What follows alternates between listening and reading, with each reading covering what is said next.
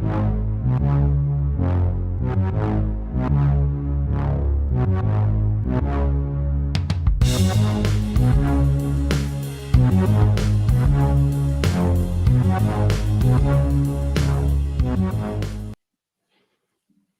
oops. Spoiler alert. There it is. Hey, everybody. Hello there, and welcome to SWTVC's March Madness 2024 bracket reveal. Man, obviously, words are just kind of falling out of my face right now. So anyway, I am Evan, and I am joined, as always, by John, Lewis, and Tyler. So, hey, how you guys doing? Good. Excited. Good. Excited To Very reveal excited. the March Madness bracket to you all. It's in my brain, but I haven't, I've told you guys some things, some choice things. We've discussed You've a few been teasing us all week. Yeah, only this mustache tells. Yes. So we're not going to waste too much time dilly-dallying here at the beginning of the stream, but I do just want to go ahead and we'll say hello to some folks here. While we do, I guess, John, you put in something here for mail call. Did you want to do anything for that? There hasn't been a lot lately, so we always start with a mail call. There's not a whole lot currently. I finally got my 2/12 with the brows. I believe Tyler did as well, and they look so much better than the ones without. That's all we got going on right now. Cool. All right, so we. I did get the ATST Raider. What it's worth. Nice. Obviously, it was a second time round. Yeah. Right. Yes. I was looking at your pictures, making sure it wasn't too different to the point of having to buy yet another one, but I think we're good there. You need another one. Yeah. All right. Hello there to Brett on FET. Tyler, I let everybody know that you were eating a sandwich. So that's what this whole stream is actually about. We're going to reveal all the ingredients on that. Stay tuned. I only went a little bit further up. There's a bunch of comments here. We got Toys Are the Way here. How's it going? And, oh, look at this. We've got Steve Evans here. Wow. We're alive. Happy birthday, Steve. Yes, thanks for joining. That's so awesome. Birthday, yeah. Happy birthday, Steve. It's great to have you here. We've got Boss Bounty in the chat. Hey, Tim. How you doing, man? Hello. Daniel Chart. Yes. Finish the chat or finish the 96. Man, words. Finish the chat. Yes. Oh, yeah. It's been a good talk. All right. We'll see you next time. Yep. That's it. Toys Are the Way. Did I already get him? Probably. Findor Moon's in here somewhere. Chris Swansky. Bantha Skull. Nice. So welcome. I see only one Kenobi. I'll see you tomorrow on Tim's stream as well. Looking forward to it. Yes, that'll be good. Evans. Speaking of Steve, apparently he shares a birthday with Mr. Daniel Craig, and they're both British. So Steve Twins. is James Bond confirmed. Yes. yes. So we look forward to sharing it here. So, but yeah, is there anything else we want to cover here at the top? I know we've got a lot to cover. Let's go for it. Let's go for it. All right. So, guys, folks out there, if you remember 2 months ago, we did the top 25 submissions. So that's where we got the community's top 25 lists of their most wanted figures. Hopefully all of you watching submitted. If you didn't, come on now. It's been 4 years. We should have this down on lock, guys. Every January is the data gathering. We'll get there in a second. Stick to the script here, pal. Okay, all right. But yes, March Madness, what is it? So you should know what it is by now, but it is our unofficial fan-run event where we seek to find out TVC collectors' most wanted all-new figures, debate our priorities for the line, hopefully provide some meaningful data to Hasbro, and have some fun along the way. This in no way means that any of the figures from the bracket will join the line, but we do know that Hasbro is watching, as evidenced by Steve being here, and paying attention, so this is a great way to let them know what you want, so speak up and let your voice be heard. John, go ahead and you take it away now. Yes, so since last year, having said all that, 20 of the 64 figures that were on the 2023 March Madness bracket have joined the line or been announced to join the line soon, including the entire Ghost crew in their season 3 and 4 looks, the long-awaited Cobb Vanth, the even longer-awaited Velkin Tazeri and Tame Drin Garen, the #1 seed Princess Leia from A New Hope, and the tournament winner Count Dooku, who was #1 the previous year. Half of last year's top 10 are now in the line or on the way. Again, since it takes 12 to 18 months to get something into the line, many of them were undoubtedly already planned when they placed on the bracket last year, but they did well in the years before too, so showing demand definitely does not hurt. And so did those 44 remaining characters make the bracket again? I don't know. Let's find out. Let's stay tuned. If you want even more history and context, we did a live stream on January 6th, 2 months ago, where we went over the history of the past 3 tournaments in much greater detail. So be sure to check that out as well. Today, we will be revealing the top 64 characters that made the bracket this year and comparing those to the characters from the past 3 years, as well as the recent Last Figure Standing tournament to see how everything compares year over year. And yes, tomorrow, as I mentioned, I will be on Tim's stream on the Bosk's Bounty YouTube channel to run through the bracket like we did the past years, to actually go over the matchups and debate and discuss those, which is always a lot of fun. So thanks for having me on again, Tim. Looking forward to that in 23 hours. So if you haven't had enough of me today, bring us back tomorrow. I'll try to keep it short tomorrow. So yes. So this past January, Evan, as you were saying, do you want to get back in there? Yes, as with the past 3 Januaries, we asked for your top 25 most wanted all new figures, and lots of other sites helped us spread the news, such as articles on Bantha Skull, Yak Face, Jedi Temple Archives, Yoda's News, Jedi News, Rebel Scum, and the Rebel Scum forums. We had posts and videos from channels like Victoria's Cantina, Bosk's Bounty, Toys Are the Way, Bread on Fett. There were posts and discussions in John Mika's Star Wars The Vintage Collection Facebook group, the Vintage Collection Rebels Facebook group, the French TVC Facebook group, and the UK TVC Facebook groups. There were lots and lots of posts out there from more of our friends on Instagram, all of which are so fun and so amazing to see. So thank you to everyone who helped promote it and submitted lists and championed your favorite characters that you want to see in TVC. So, John, how many lists did we get this year? Yes, well, in 2021, to take it back a second, we got about 125 lists. In 2022, we got about 430 lists. In 2023, we got about 670 lists. And this year, we got 1,218 good usable lists, nearly double what we got last year, nearly 10 times what we got the first year. Yeah. So, yes, reiterate the thank you that I wrote that Evan said, but thank you to everyone who shared and submitted and voted and helped us get to that number. Which resulted in 29,509 individual submissions on these lists. And I've seen them all. Yes, you have. Yes, you John have. appreciates every single one of them. Probably Yeah. several times.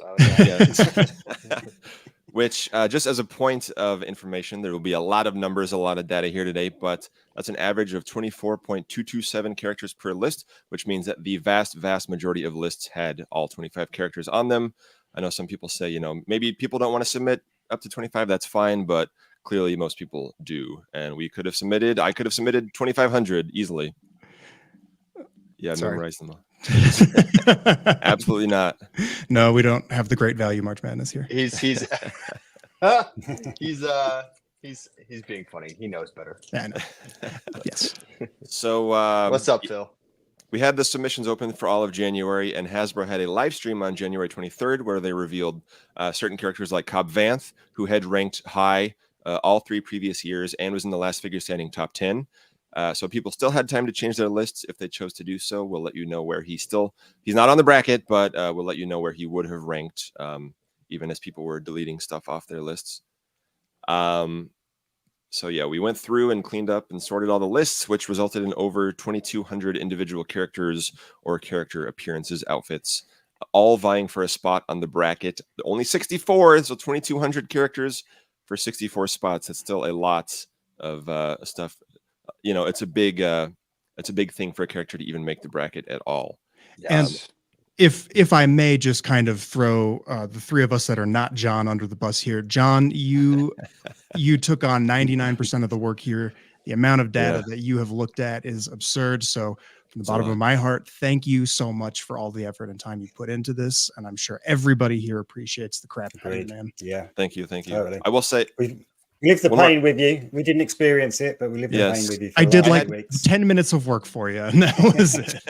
I appreciate you set up a lot of the technical side, which I appreciated very much. And you guys, Tyler and Lewis, you were keeping the page running as I was in spreadsheet land, spending my entire President's Day weekend glued to a spreadsheet. So I appreciate that.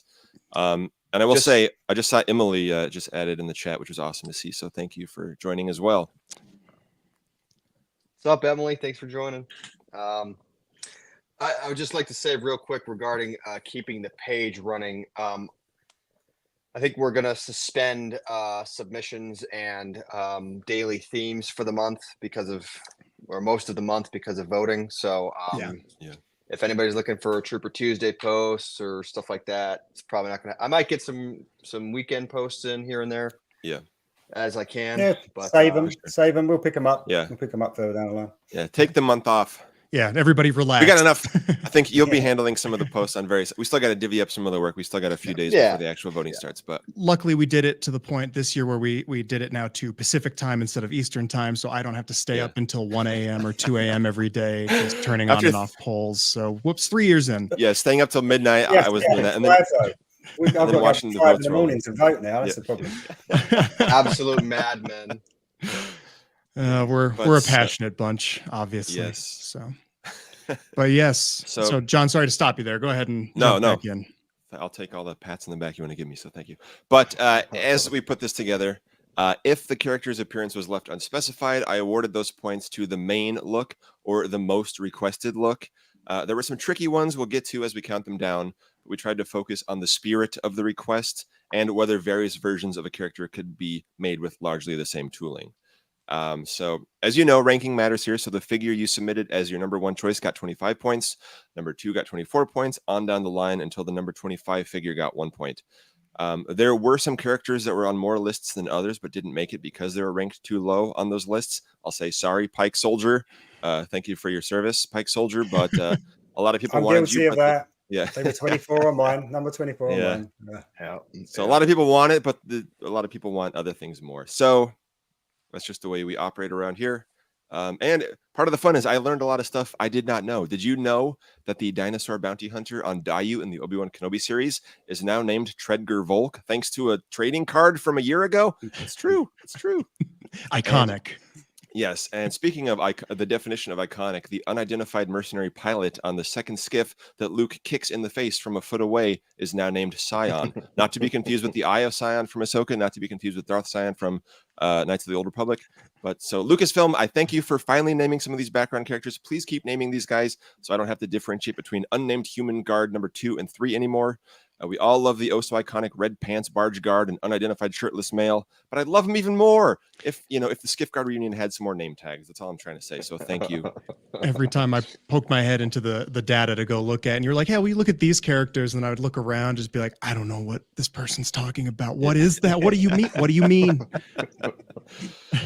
They're not always straightforward ones like Balin. Yeah. Got it. Understood.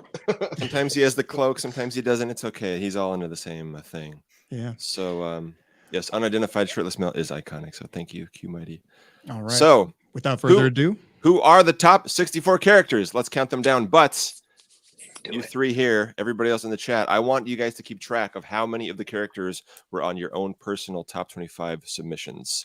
So that's a fun little thing to count along as you do that. We'll find out just how radically out of step I am with the community. Again, once again, for the 4th year in a row. There's one I want. There's one I know. Yeah. As long as he makes it, I'm good. I'm good. Yeah. All right.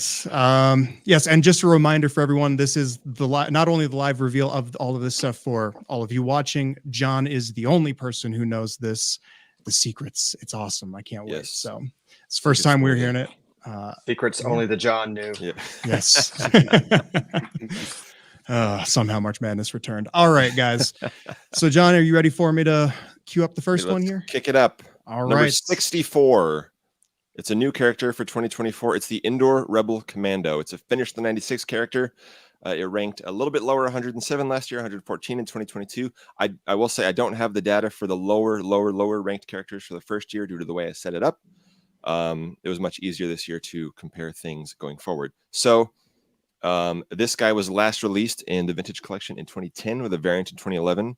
That version is outdated. It was a big missing piece from the Return of the Jedi 40th anniversary. We had all that great world building around the indoor bunker, but no Rebel soldiers to go with it, other than the guy that was wearing the Biker Scout armor. There you go. Yep. Should have been that's a good one. That's a big jump too for him. Yeah, so I think it was partly because missed the anniversary year. Yeah. Yeah, the Black Series one is very nice, and it has those swappable face plates too. So jealous. Very jealous. One more thing I got to throw out there. There is already going strong with one from your personal list. Yes. One day we'll see all the Hasbro employees lists, but not today, unfortunately. Yes. And I will say one point of fact. I won't spend too long on every single character, but I got to say, in doing research for this guy back in May, there's no such thing as a jumpsuit on indoor. They wear matching pants. They wear matching jackets and pants. They are separate pieces. It's not a jumpsuit. That's a little something I learned this year. Wow. So, wow. fascinating stuff. So when you ask for the jumpsuit commando, you don't know what you're talking about, people. All right. So some folks have been campaigning for this guy for a while. Some folks have been campaigning for the next character for a while. And at last, they are getting results. It's Newt Gunray at 63, the Mustafar version, specifically from Revenge of the Sith. So this one's for you, Galagus Rax picks. Yes. I'm excited about this one.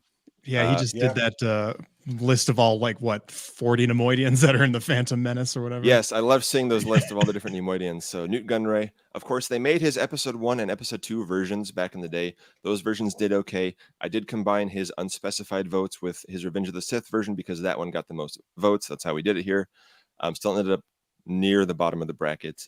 He was 146 last year, 122 in 2022. Maybe due to the campaigning, it helped him get in the bracket this year. So excited about that one. I'll have to shout out what is it, Galagus Rax? Galagus Rax picks. Yeah, he's been campaigning for years for these guys, hasn't he? And it's great. I'd like to think, with the sequels, the prequels having an anniversary this year, you might think that it might give him a little boost in some of the voting. Yeah, so definitely. I'd like to think he might go far. Let's see. Yeah. Also, we are on the precipice of a Neimoidian renaissance. As we know, in the Acolyte, there will be some Neimoidians. So I'm actually quite excited about that. So looking forward to that. All right, number 62, ready to go on? Or we could talk about Newt Gunray all day. I thought all the names were made up that Galagus Rax was sharing. I was like, no, you made that up. He's like, no, it's in this visual guide. And I was like, wow, yikes. All right, cool. Number 62 is a character who is making their third bracket appearance.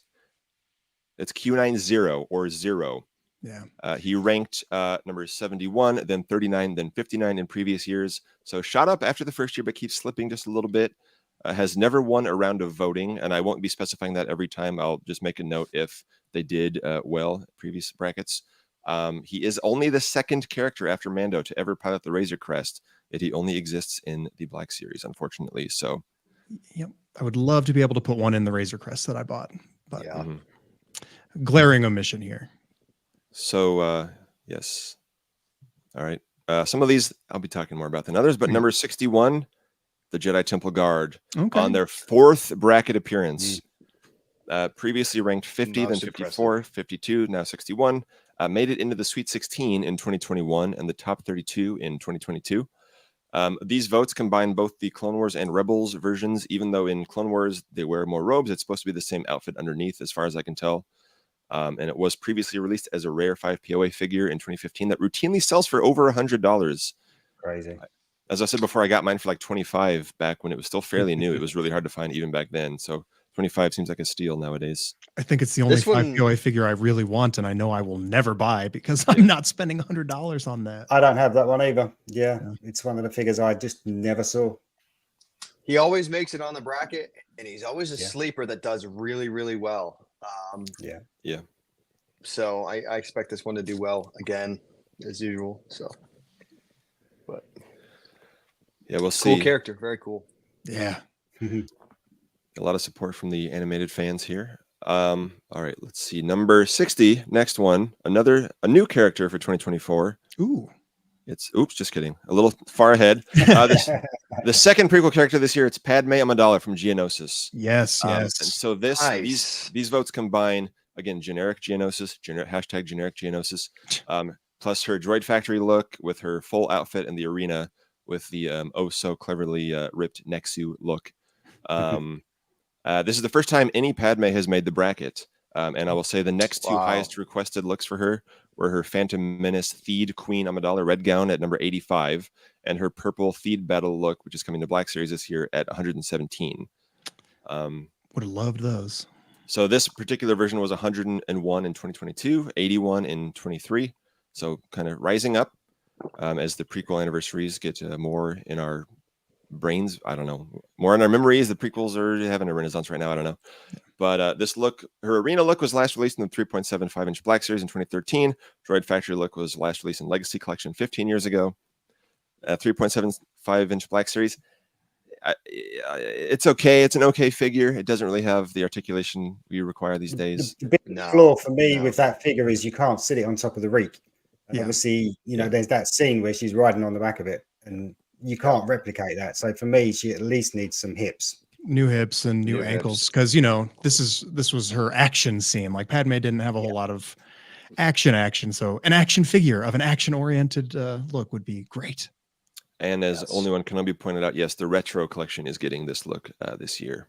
And the Black Series got her a few years ago. That was kind of in the wave, which will come up again. That was kind of where the lines diverted, and Black Series started getting a lot of characters that were not in vintage. Anyway, heartbreaking. The 2008 Evolutions set, where the Droid Factory Padme figure was released, had another Padme that referred to her as the Mother of Heroes. And I spoiled this already, but one of those heroes is Princess Leia Organa, number 59 in her second bracket appearance. Yes, she's quite high on your list, Evan. Is that right? I think she was number 3. Wow, I think so. Yeah, and she was number 2 on my list last year, I believe. But we need little Leia. Oh my God, please! And we've asked before because I know she was kept secret from from Hasbro, but she is now starting to appear on Christmas ornaments and statues and things like that. So it is possible to make a figure. Yeah. She was number 53 last year. She's 59 this year.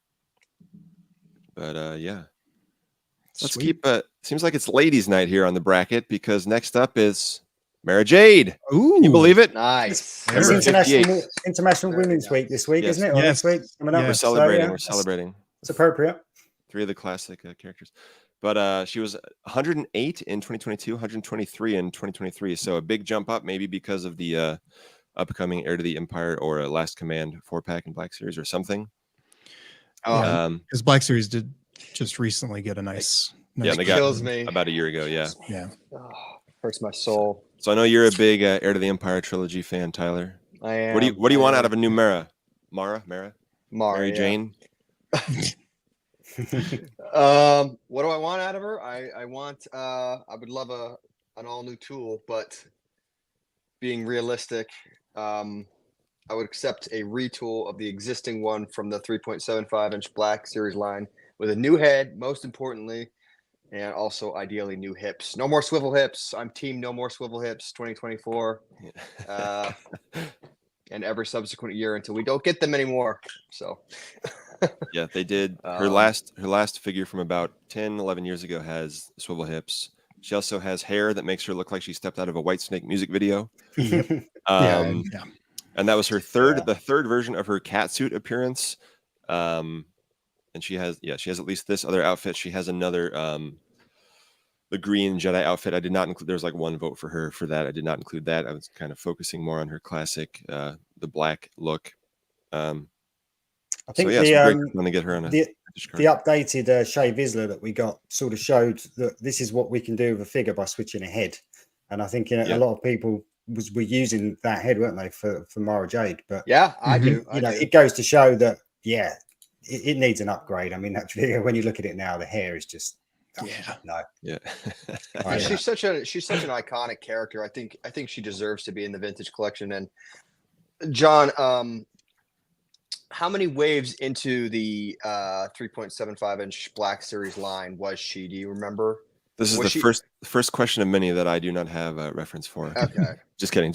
I don't remember. It was around the middle, maybe. It was on the original, like orange and black look. Well, the only reason I ask is some of the first wave was, I think, supposed to be in the vintage collection before it got canceled. So I just wasn't sure if she was one of the ones that was supposed to be. But I think she should be regardless. So yeah, she should be in TVC. I can't remember if she was planned for like the Legacy collection relaunch. I think she might have been.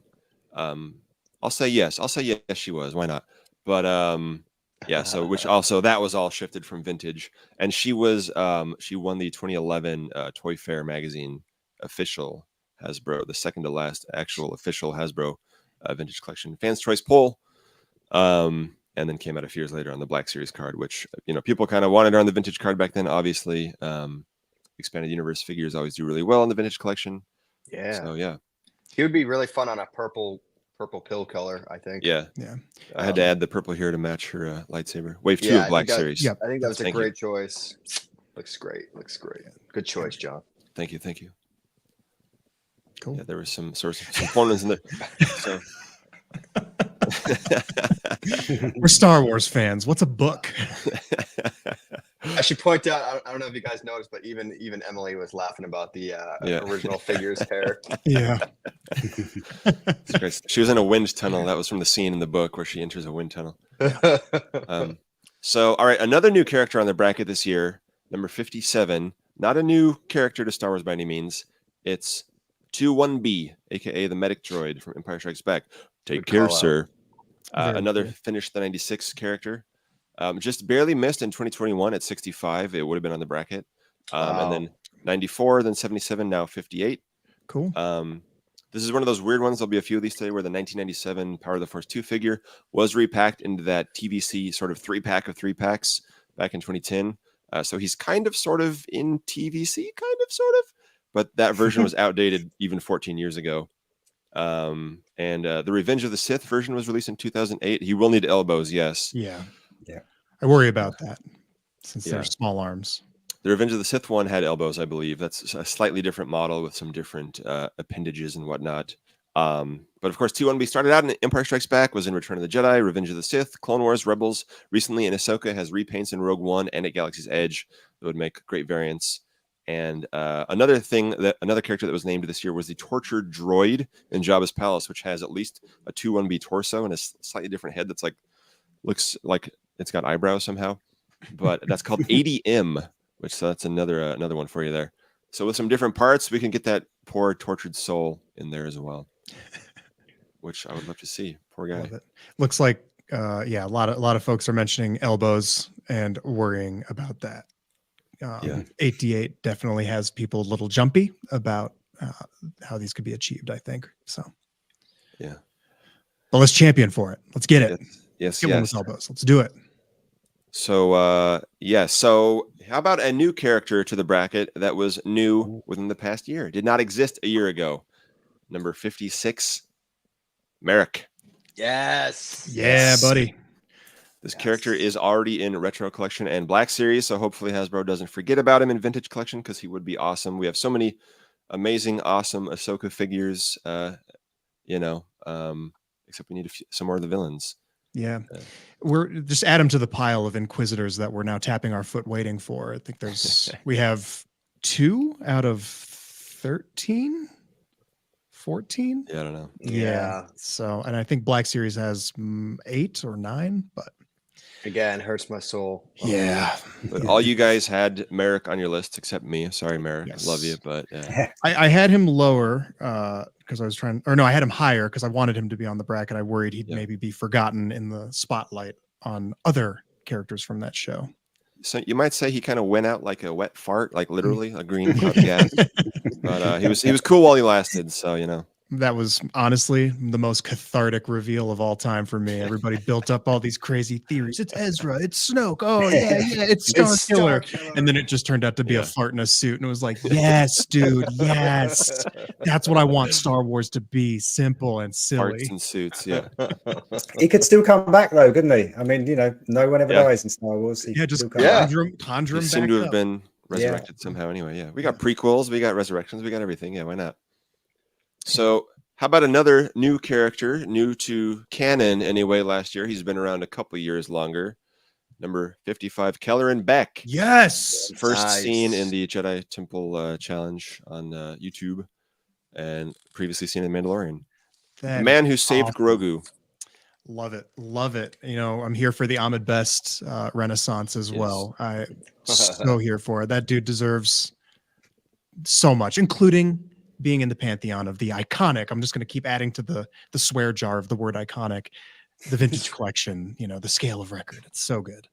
Yes. And, we can get his Bark Speeder or something. We can get a pack with some clones. I'd love a 3-pack with his droids from Jedi Temple Challenge. That seems a little less likely than some of the other things I just threw out, but who knows? Maybe Disney would do it at the parks. I don't know. That's true. Yeah, maybe. So we've had a couple characters new to the bracket. Let's check back in with a character making their 4th bracket appearance. Supreme Leader Kylo Ren from The Rise of Skywalker. Nice. And I will say this outfit is the same as his Last Jedi outfit, except for, Evan, I know, the hood on his cape, as well as, of course, the reforged helmet. But so I did combine the Last Jedi votes with this guy. There weren't as many, but it would be it's the same figure. Yeah. He was 26 the first year, then 55, then 45, now 54. He's been in this part of the bracket for a few years now. He's never won a round of voting, unfortunately, but so maybe this year, I don't know. There is one Kylo Ren in the vintage collection, a repack from the 3.75-inch Walmart Black Series figure from The Force Awakens, which doesn't even have a separate head from the hood, which is strange, but whatever. His Supreme, I'm getting excited. I'm going through puberty again. His Supreme Leader look exists in, let me run them down, 2.5-inch, 5-inch, 6-inch, 9-inch, and 12-inch. Somehow still not in any 3.75-inch format at all. And you might counter that by saying they didn't have a basic 3.75-inch line with the Rise of Skywalker. Of course they didn't do a 3.75-inch figure, but they also didn't have a 2.5-inch or 9-inch value line either. So they're still making new figures of this appearance, at least as over the last couple of years. So there's also still not a single photoreal Adam Driver head sculpt in any scale. So yeah, let's get him in line. It's crazy. Amen. I genuinely think that would sell well. I really do. Yeah. Yeah, there's still a couple sequel characters, a couple that dropped off the bracket, but we'll discuss that later. Yeah. How about another new character to the bracket this year, but not new to Star Wars? Almost 30 years old in Star Wars. Number 53, Dash Rendar. Oh, there we go. The great value Han Solo. Yeah, he's the we have Han Solo at home character.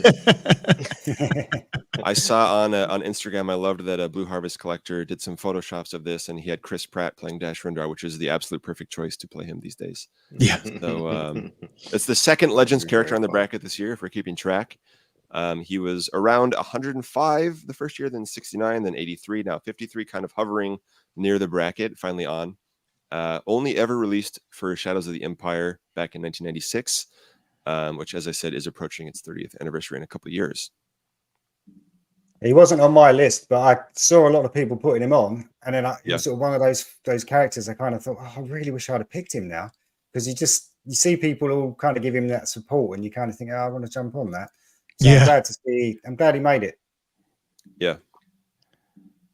Just real quick, I'm seeing some comments about the previous character.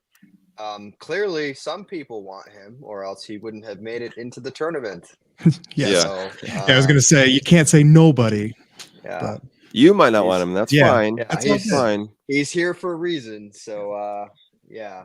Personally, I want it all. Yes. So, all right, let's, where are we here? We are another new to the bracket character. There are a lot of this year, which is fun to see. Number 52. It's the Clone Commando. There it is. Another character big in the gaming nice. sphere. Another one people have been campaigning for. I will caveat, of course, not on the Hunter sculpt. We love Hunter. We love him. Bad Batch may be coming up later. We'll see. But people, we're not thrilled necessarily with the skinny Black Series figures that took the approach of reusing Hunter as a clone commando. So we're talking about an all-new, brand-new clone commando that could then be reused for Delta Squad, Omega Squad, the Imperial Guards in Bad Batch, things of that nature. And for this one, this was, yell at me if you must. I discussed it with the guys, but we looked at lists that had a clone commando on their list because the clone commando by itself was very close to getting on the bracket. But there were so many votes that were split across Scorch, Sev, Fixer, Boss, Gregor, and some of those random odds and ends I mentioned, but did not include any double votes from the same people. So if they voted for all four of Delta Squad, I picked the one that had the highest number of points. As Chris said, lots of people nominated the Clone Commander for Last Figure Standing, but the vote was split 50 different ways. So in the spirit of getting a new Clone Commando in the line, regardless of deco, we decided to condense them here and just show the support. Maybe it'll do well, maybe it won't. Yeah. So I think an important note here, guys, in the audience, when you're making your lists for next year, when there's sort of a buck that's prime for repaints that can give you a lot of other characters, you should try to list the the basic figure sculpt first. So I'll just say I was the one who argued to consolidate all those characters into just clone commando, because once you get a clone commando, then you can get all those offshoot characters from Delta Squad, Omega Squad, you know, Gregor, all these different characters. But The when Battlefront 2 skins. Yeah, yes, absolutely, the Battlefront 2 skins. So, you know, try to think about stuff like that going forward in the future. Don't split a character 50 different ways when you can just, you know, put the base sculpt into the tournament, and then Hasbro can take it from there as far as repaints and retools. But anyway, it's a great idea for a figure, and I will say he's in a heartbreaker of a matchup first round, so we'll have to see about this. Oh man. But so, you know, if all this is making you feel like a feisty little one, well, you'll soon learn some respect from number 51, EV99.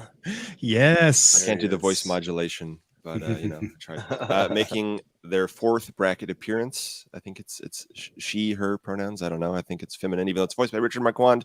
I don't know how it works.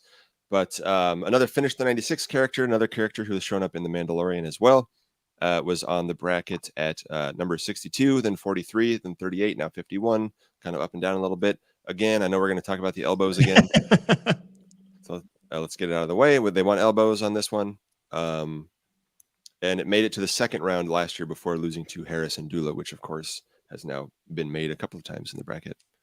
So EV99, again, this can lead to, you know, you can use one for Jabba's Palace and Return of the Jedi, use one for Cantina and Mandalorian. They've been kind of around in various things. General Grievous had EV A4V, right, in Clone Wars, so maybe they could use it for that. So, yeah. Dean Backhouse says, I'm shocked no mains. Yeah. I would say Padme and Leia are kind of main characters. There's some main characters. We're also starting at the bottom. I think maybe some of them did well. So yeah. Don't worry. We got 50 to go. Don't worry. Yeah. And knees. Yes, she needs knees as well. We're ending with the top seeded character. So yes, hang in there. We'll get to that good stuff. These are fun, wacky characters that we all love. But you know, some of the ones we can agree on a little more might be a little bit higher. Let's see. Yes. All the figures need the elbows. Yes. Yes. Thank you. Yes. All it's right. important to say these things, you know. Ooh, yeah. Here's a fun one. Should EV? I say it'd be great. I'd love that. The factories will say it's physically impossible. True. I will say it would be cool. Just scale up the head by 2 and make it a double-sized head and put the joint in there. Kidding. Don't. Sorry. All right. So EV was on for the 4th time. Let's have another character who's on for the 1st time. Let's go with I do like this. I like the amount of characters that are making their bracket debut this year so far. Number 50. It's Carson Teva. Yes. Hey. I know he was on Lewis's bracket at least, right? Yeah, he was on mine. So he was a huge jump this year from around number 300 last year, maybe. He showed up in 2 shows since last year's. Yeah. So as of last year's submissions, he had been in 2 episodes of Mando and 1 episode of Book of Boba Fett. But within the past year, he has more than doubled that. With 2 more episodes of Mando and 3 more episodes of Ahsoka. So he's cementing himself in the Star Wars canon even more. He ties that whole Mandoverse together at the moment. Mhm. He? I mean, he's the one consistent thing in that whole thread. So he is the Ranger of the New Republic. Yes. Yeah. He also seemed to come up a lot in the last Hasbro Q&A, and Chris Rife of the team apparently dressed up as him for Halloween, Black Series helmet. So you know, a costume and a role play helmet is great, but wouldn't a TVC figure be even better? As Tim is saying, maybe he could be reused for Porkins or at least some other you know, Rebel pilots. He would not work on the Luke body. Luke is way too. No. I love all these guys. Not going to body shame anybody, but you know, there's differences in the builds of some of these characters and the heights and things like that. So, you know, yes, and the actor is a great fan and collector of Star Wars stuff. And he was just I did not watch the Avatar show yet, but he's in that too. So he's getting around. Kim's Convenience. That's a great show. Yep. I got to check it out. But we just got his. Yeah, this is not a segue. I'm setting it up like a segue. We got his Rebellion droid pal R5D4, so now we need him maybe with his X-Wing. It's like a red 2 thing. People thought he was in the blue one, but he's in the red one. It's fine. Anyway, I could go on, but I will not. And he would interact with our Razor Crest, from a distance. Yeah. Naldo Crease scene. We've got the spiders that he shoots. Yeah, 100%. So from a first time appearance to a second appearance is Omega. Ah, there she is. Who she did not exist during the 2021 tournament. She was ranked 52 in 2022, slipped down to 84 last year, but is back perhaps with the hype of season 3. About half the vote. This is another one we combined. Half the votes were unspecified. A third were from season 1. The remainder were from season 2. There's significant differences, but there are parts they could reuse in the spirit of it. People that want an Omega, there she is. So voice your desires for her now. The Black Series did use some of the parts in both figures. And she would still have been on the bracket if we didn't add season 2 just further down. Yes, from finish the 96 to finish the 99. Yeah. Clone Force 99. Omega. Now they're all putting on new outfits every episode in season 3. My mind is just reeling from the fact that we're never going to get any of these looks, but stop changing clothes. Bad Batch. Here's a question, John. The tooling combo, would you be able to reuse stuff from Leia? I don't think so. I don't think so, but maybe. There was some no, I don't know. Maybe some with I think we discussed before, maybe Jabim Leia could use with episode 1 Anakin, maybe. True. Some of the way some of the sleeves hang. Lorena says 2 of your top 25 have made it so far. How's everybody doing so far? I think I'm at 3. Okay. I've got 4. Okay. I don't know how many I have, but I know how many I have total. I think just 2 for me so far. Yeah, John, you got enough going on. You don't. I got need enough to keep going on. I got so many the numbers. What about Batcher? Not yet. Yep. But okay, so because again we got the submissions before season 3 started, but we were aware of it. Yeah, AZ3, a lot of votes for her with AZ3. Did not include those, just included her. But all right, here's one for Tim from Bosk's Bounty, number 48 this year. Onkrell? Oh no. Garindan, aka Long Snoot, making his second bracket appearance. So the first year he was too low to be counted. The 2022 he was exactly at 100. Then last year he was 56. Now he's 48. So he's rising up a little bit. Slow climb. Awesome. Yes. Congrats, every Tim. year. Yes. That's Tim's. I think Tim's number one. Mm-hmm. Yeah. There you go, Tim. So, again, one of those characters that didn't quite appear in the Kinner original line, but kind of felt like he could have been in there, mixing it up with those other Cantina dudes. Yes. So he was last released in the 2006 Saga collection, which wasn't a bad figure, but definitely needs a vintage collection card and update at some point. Dexter Jetster up then. Yeah, hopefully. Not quite. Sorry, Dex. Maybe maybe for the 40th anniversary of Attack of the Clones. I don't know. But a little bit of everything so far on the bracket. That's great. I'm really digging the variety here. And it's not like a lot of obvious stuff. And it's fun.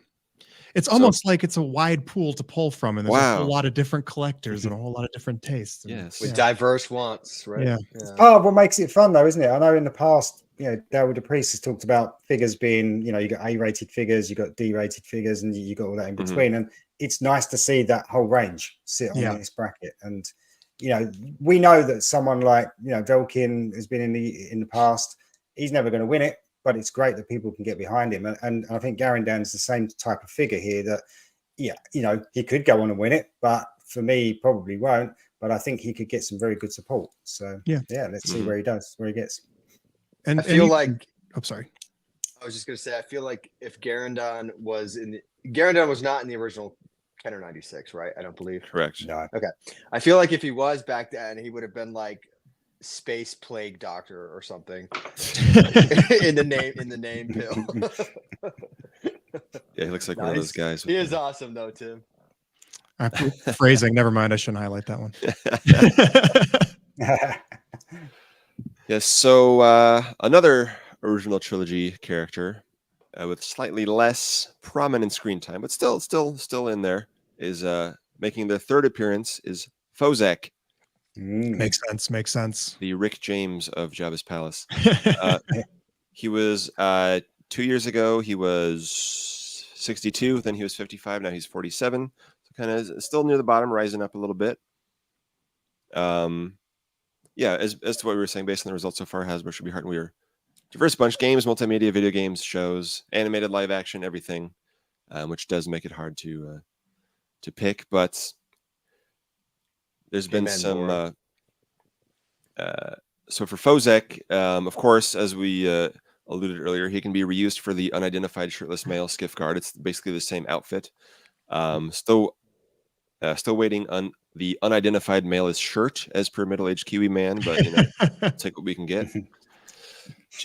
Aren't you guys a little bit chilly? I'm feeling a little chilly. All these shirtless guys. I feel like they could use a nice sweater, perhaps. Ooh, I think this is going. You know any good boys who could share it? Number 46, the good boy himself. It's Ben Solo from Exegol. Yes, bring me Ben Solo. Yes, making his 4th bracket appearance.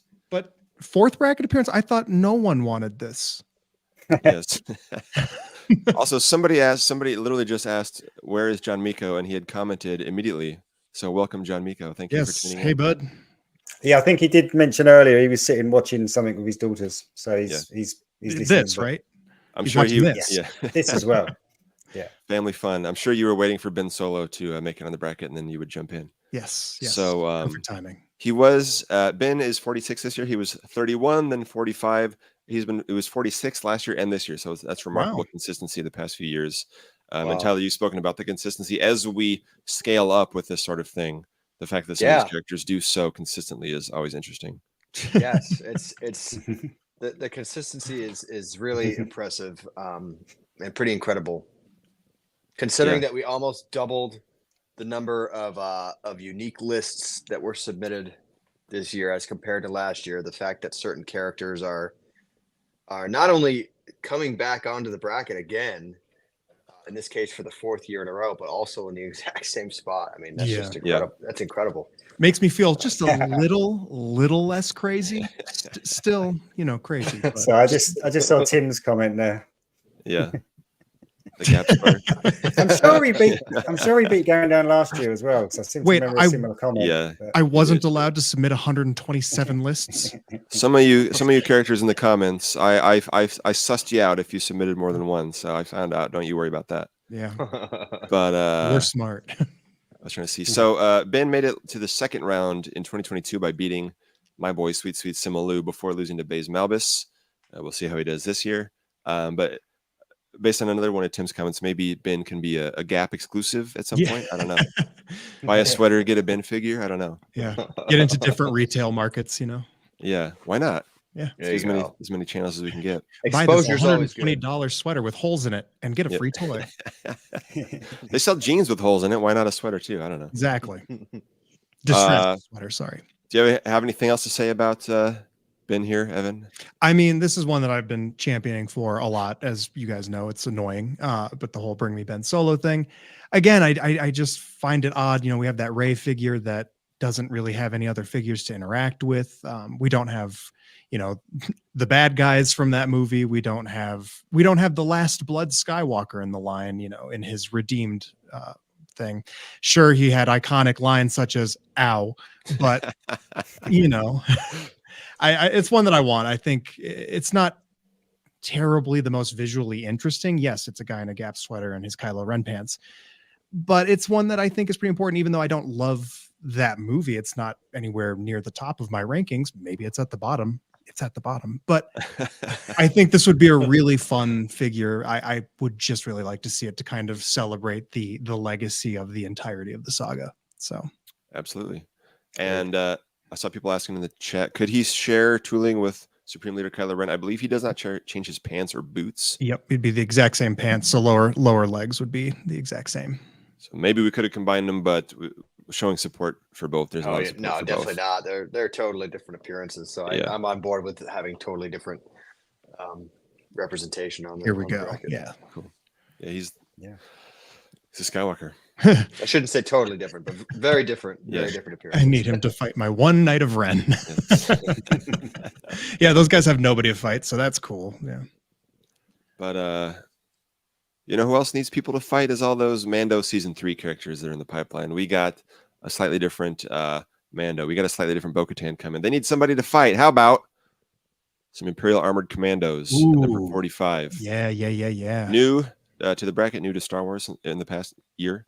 Are they called Beskar Troopers? Are they called Super Commandos? Whatever they're called, we want them.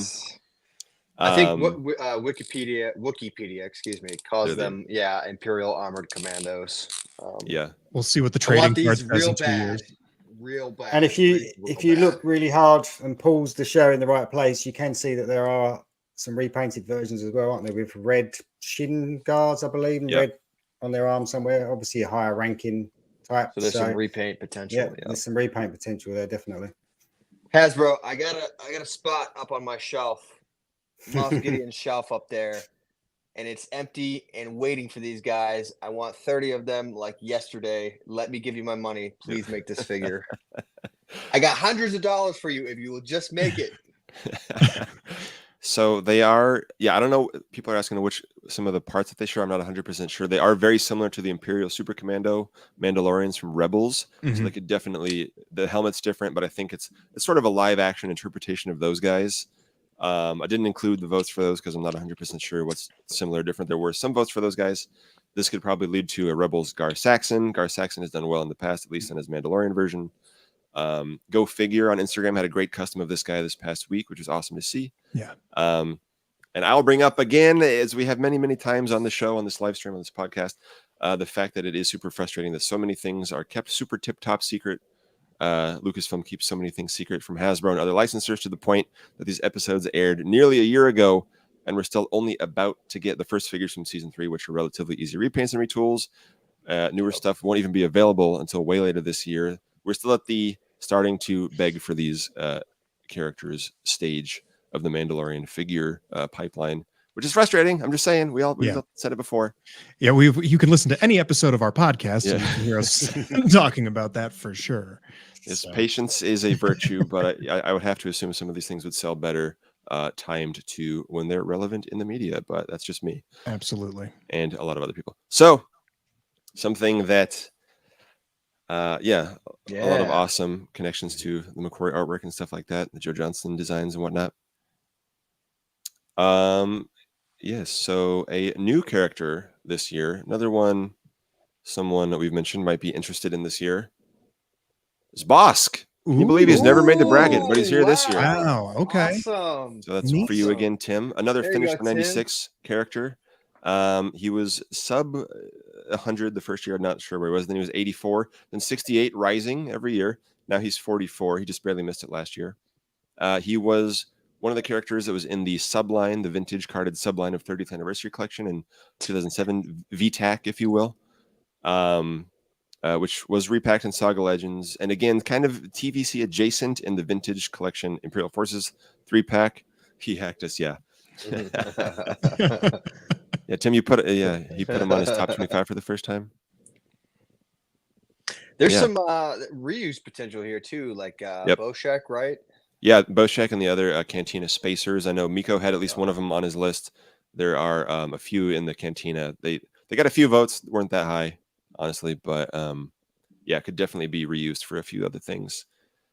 Some people are. I also saw some votes for the Trandoshan Bounty Hunters from Mando Season 1. So there are different parts. A new Bosk would be awesome in and of itself, and then it could lead to lots of things new and old as well. 100%.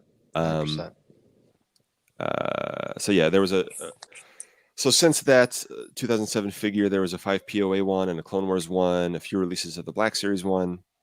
So it's time for retro. It's time for new. Yes, that's correct. There's too many lines to keep track of. But what are Trandoshans known for? It's not very nice, but they are known for attacking Wookiees. But I gotta ask, what about the droid attack on the Wookiees? Ki-Adi-Mundi, number 43. Oh, dude. His second bracket appearance. John. I told you guys I had some amazing transitions. Dude, the last month did a number on your mental health. This is awesome. I love this. I was going through notes for all these. I was kind of losing it yesterday. I was like, oh man, here I gotta have fun here. But this one was on my list. Yep, one of the rare good Nice. guys on my list. Team Darkside. So this is the third prequel character on the bracket so far this year, which I personally am loving as someone who grew up with those movies. Yes, As part of the that's 25th anniversary of Phantom Menace. So last year, I believe the only prequel ones were Ki-Adi-Mundi and Count Dooku. Yeah. Is he the last one on the bracket this year? Again, stay tuned. We'll see. So in 2022, he was number 92. Then he was 62 at the bottom of the bracket last year. Now he's 43, so keeps rising up again. His last all-new figure was in 2005, which was repacked, a little bit repainted in a battle pack a few years later. Still has those swivel elbows, and the Black Series is getting him at some point. I'm not quite sure. He was teased quite a while ago, but yeah, so vintage, we love him as well. We'd love to celebrate Phantom Menace with some Phantom Menace figures this year. Yes. A lot of these awesome Jedi that first originated there. So yes.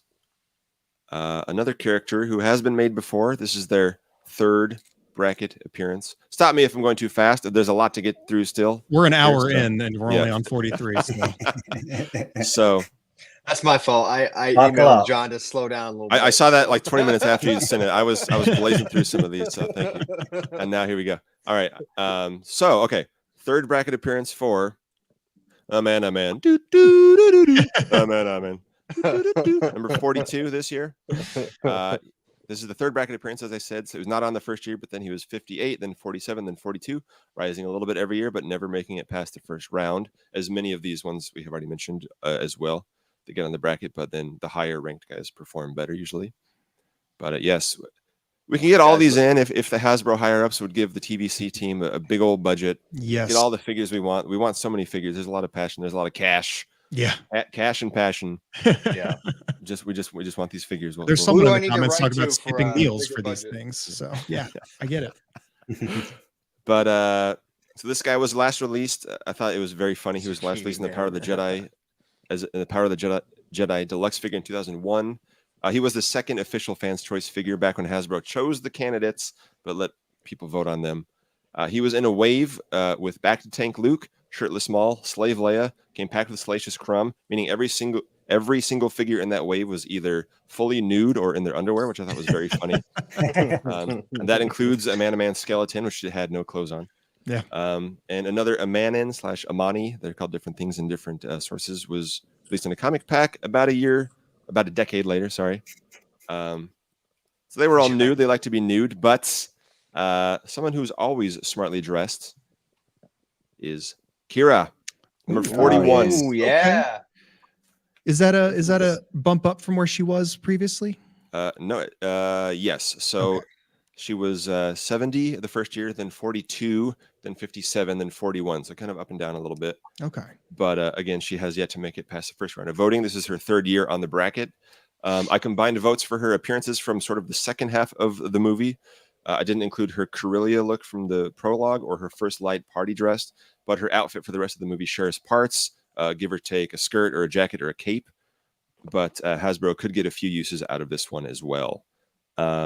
Such an awesome appearance. Like, yeah. She just rocked the scene. She just looks so cool. And we just don't have her at all in any form. No. There's a 5 POA. Anyway. From her younger Corellia look. So they did her they did 2 5 POA cures, one of her Corellia look and one of her Kessel look. They called it Vandor 1, but it was her Kessel baggy pants. But they didn't have the cape. And what is Star Wars if not just cool looking people walking around in awesome capes? So, you know. Also, I have a feeling that anyone who's a master in Terras Kasi needs more than 5 POA. So yes. Yeah. Should go well with all the video game characters we've been talking about this year, the Terras Kasi expert. You know who else looks pretty good in Crimson? The Senate. Palpatine. Yes. I know Tyler's excited about this one. Yes. So good. So good. New to the bracket, another long wanted prequel figure. The 4th prequel character revealed so far this year. He was 97, then 82, then 72, then 40. Much like Palpatine himself, he keeps working his way up through the ranks. For future reference, everybody listen up. Palpatine wears 2 different outfits in Revenge of the Sith that could be described as red robes, not to mention in other shows and movies as well. There is this one, and there is the one where he creates the Empire. I tried my best to differentiate between the 2 red robe looks, ultimately gave some of the red robe votes to this guy. So I'm sorry if you really wanted the other one. I think hopefully you'll be happy with this one, because both of those looks were last done in 2005, with face changing gimmicks and action features. And this one was repacked a number of times in battle packs. And there was another one where you kind of like a Rock'em Sock'em Robot thing where you can fight Mace. But has never had a really nicely articulated version. No, the existing one is a literal salt shaker. Yeah. So Yeah. How many different ways was Palpatine nominated? Oh, was this one nominated? Yeah. Jedi Arrest, Office Duel, Red Robes, Mace Fights. So many different ones. Supreme Chancellor Palpatine, Chancellor Palpatine, the Palpatine, Senate, Emperor Palpatine. Yeah, the Senate. treason. Yeah. Sheev Palpatine. Yeah. Yeah, any alternate faces with his wacky expressions. So I think moving forward, and I think I'd mentioned this to you, John, Yeah. maybe next year we'll provide just some of the more commonly requested, if they haven't been made by then, some of the more commonly requested, maybe make a style guide of sorts with some examples of, if you're looking for this, And we did this. We tried our best to do that on the live stream a few months ago, but still there's so many characters. Yeah. Yeah. If anybody needs a Comtech chip, it's this guy. That is so hilarious, Chris. Yeah, there were a couple of those. I would just like to say, some people when they're making their lists, they specify all these like wild accessories, like Django and this and that. And it's like, dude, when we make the picture for the character, we ain't putting all that stuff in the picture. Okay? you can just put Chancellor Palpatine or whatever. Like, we're not going to Photoshop all these little accessories onto the picture. Okay. We need Rex with his shovel. That's what we need. Yeah. That's their responsibility.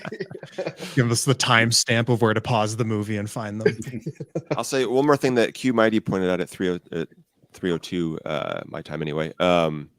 You can call it Office Duel or Empire Declaration, but as Evan pointed out at one point, Palpatine has two office duels in this movie. Once against Mace and the other Jedi in his Senate office, and the other one against Yoda in his under the Senate office. He has two office duels, so even that's like, what are we talking about here? That dude has too many offices, because then he's also got the one out in the Coruscant, like abandoned area where he's meeting with Count Dooku, probably. Yeah.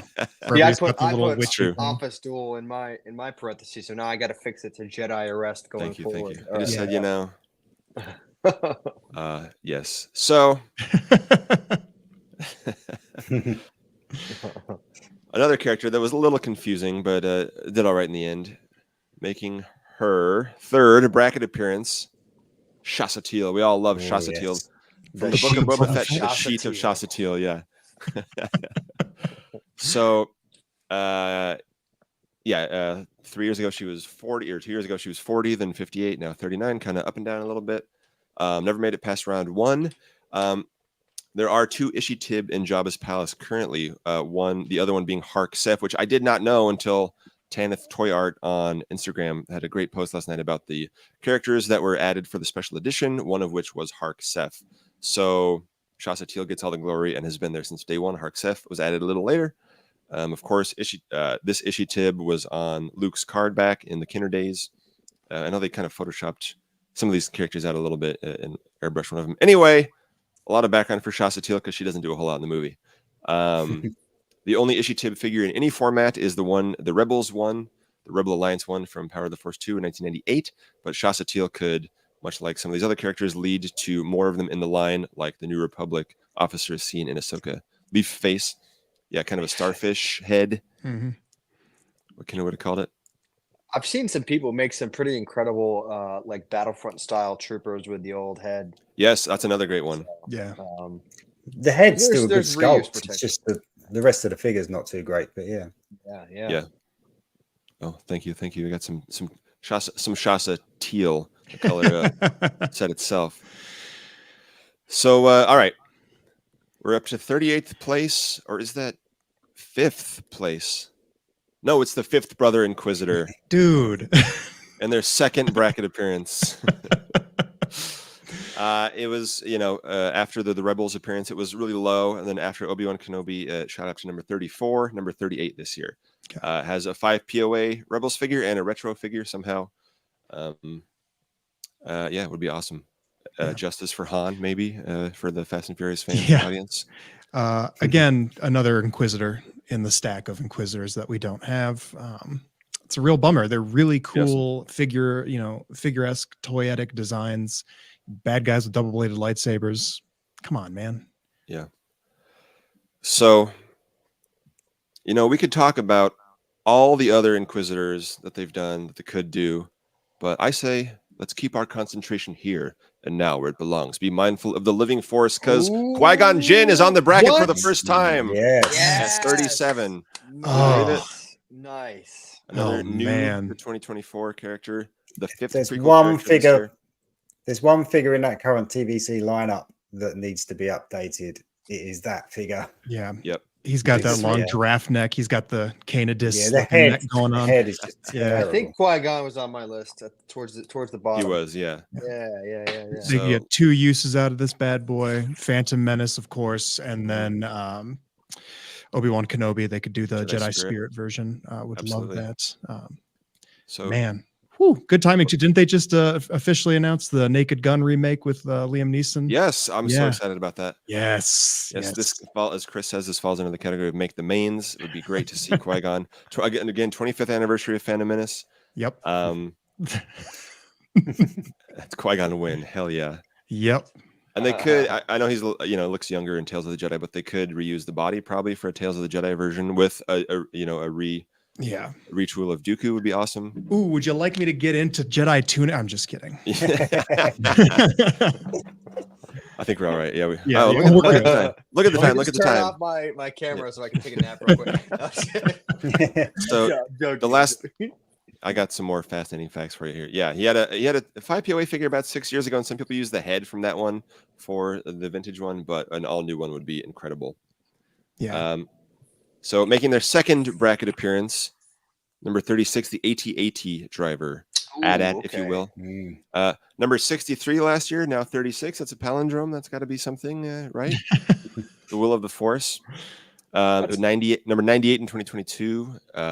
Another Finish the 96 character. Another one that was released in Black Series on this Kinner card back a couple years ago. Unfortunately, never released in the Vintage Collection on this card. Kind of, sort of in TVC, again, based thanks to those 3 packs, but not really. Because there were some okay. There was a pretty good 2006, a pretty okay 2009 figure. Both of which are, again, also in TVC from the AT-AT, the AT-AT reboxes that they did, as well as that 3-pack. So, yeah. He was on the 2021 bracket, I want to say, right? No, he was last year. Only Oh, last was year. he? Oh, okay. Yes. Gotcha. A lot of original 96 on this year's bracket, so that's great. Yep. See, a lot of love for all of it. And someone who is in almost all of it. Another Finish the 96er making their second bracket appearance. See, 3P Oa, as he may introduce himself. He was 33 last year. He was below 100 the first 2 years. So he had a big jump last year, and now is about the same place. This combines the various versions of his classic look, give or take some gold plating. There are subtle differences in all of them, of course, in all the movies, even in the original trilogy. We're kind of over the tiny 2020 tin one with the parts that fly off if you look at them, which has been repainted ad nauseum. I don't want to see that sculpt again. Yeah. And Nobody does. Nobody wants to see that sculpt anymore. Yeah. And the 2004 vintage carded one wasn't even that good at the time. A lot of people did specify VAC metal though, which is finally back on the table as seen in the recent TPO. I don't know if it's that possible with much articulation. That's kind of why the 2004 one had 5 POA. It might compromise the articulation, and then it's kind of like, how do you keep people happy? Yeah. So I don't know. I leave that to the talented team at Hasbro, but just saying what the people are asking for. I think what they've said, right, is that in terms of joints, VAC metal like chips really easily. So you have to. Yeah. So it's kind of a balance between VAC metal and articulation. You kind of can't have both. So like Miko said, they could this would be one that I would like to see carbonized, actually. Don't say words like that, but yeah, for sure. I think they could do that. You look at the new Huyang figure. I mean, it's got a metallized elements to it, which actually look pretty good.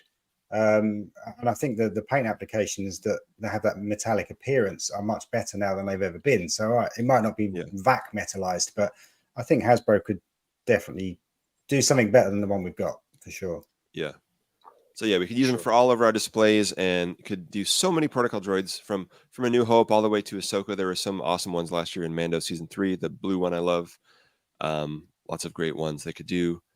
Yeah, and it also has never been on a original Star Wars card. The 2 times he has been on a vintage card in the modern line, he's been on Empire Strikes Back. So let's get him out. So, all right. I don't know if you can see my shirt. Where my bros at? Where's my Plo's bros? Plo Koon is back on the bracket. Ooh, Ooh-wee. man, dude, this I'm year liking- is fire. There's some good prequel love here. Yes. Oh, So this is the I'm first. here for it. This is his second bracket appearance. The only other one was in 2021. So he was 41 then dropped to 91, then 79, now 34. Nice. So this was another one that was going to be on the bracket, whether we condensed his other appearances or not. But we decided to include his Clone Wars look, which doesn't have his outer robe, but does have a hood on his tunic and has his gauntlets, as well as his classic. I'll throw out the I word, iconic Jedi Power Battles look, which is just a different robe, a sleeveless robe. But do I smell a Gaming Greats repaint? Yes. And again, I would love a Comtech chip. We could go, blah, blah, blah. Special attack. Love that. Love that game. I want the yellow Give me a lightsaber new for one. sure. Give me a new one. Yeah. Yeah, with a yellow lightsaber, that'd be awesome. I want it. Do it for Dave. Yeah, toys are the way. Yeah. Yes, please. There was a good Legacy Collection one, but an all new one. And please don't do what you did for Black Series, where they just reused another. See, Evan, I will get into the Jedi tunic here. Thank you. Topic You're is saying relevant it, not here. me. People like you more. It's better when you say it. I don't think so. But this guy, he has like kind of a turtleneck situation. So he does have a unique robe, but you could use it for a number of different Plo Koon appearances. And there's a lot of love for him as well. He was one of those characters that was in the line a lot after the prequels. He would play a different version every couple of years, whether it was a repack or cold weather version or Clone Wars version or whatever, but hasn't been in the line in quite a while in any form. Plo, no, you didn't. Love it. Yeah. So the next character was at 75, then hopped to 51, then hopped to 37, then hopped. Who's doing all this hopping? At 33, it's Frog Lady. Oh, yeah. Oh my gosh. Oh, And real her quick. Third. Steve is signing off. Steve, thanks for tuning in. Thank you, Steve. Thank you for spending any time with us on your Yes. birthday. That's amazing. Thank you Very for taking the awesome. time. Happy birthday, man. Happy birthday, Steve. Have a Your notes wonderful are going to day. be iconic. Hope you have an iconic birthday. Thank Yes, you so have an much. iconic birthday. Thanks for being you. So, yes, back to Frog Lady. She made it to the second round last year. She beat Bodhi Rook, but then lost to Ben Kenobi. So, where will she hop to this year? We don't know. All right. We're in the second half, finally. Can you believe it? Wow. 9 hours later. Yeah. I'll try to go quick. Yes. Thanks for hanging in there, everybody. We really Thank you, appreciate it. everybody. Looks like we have 177 folks at the moment.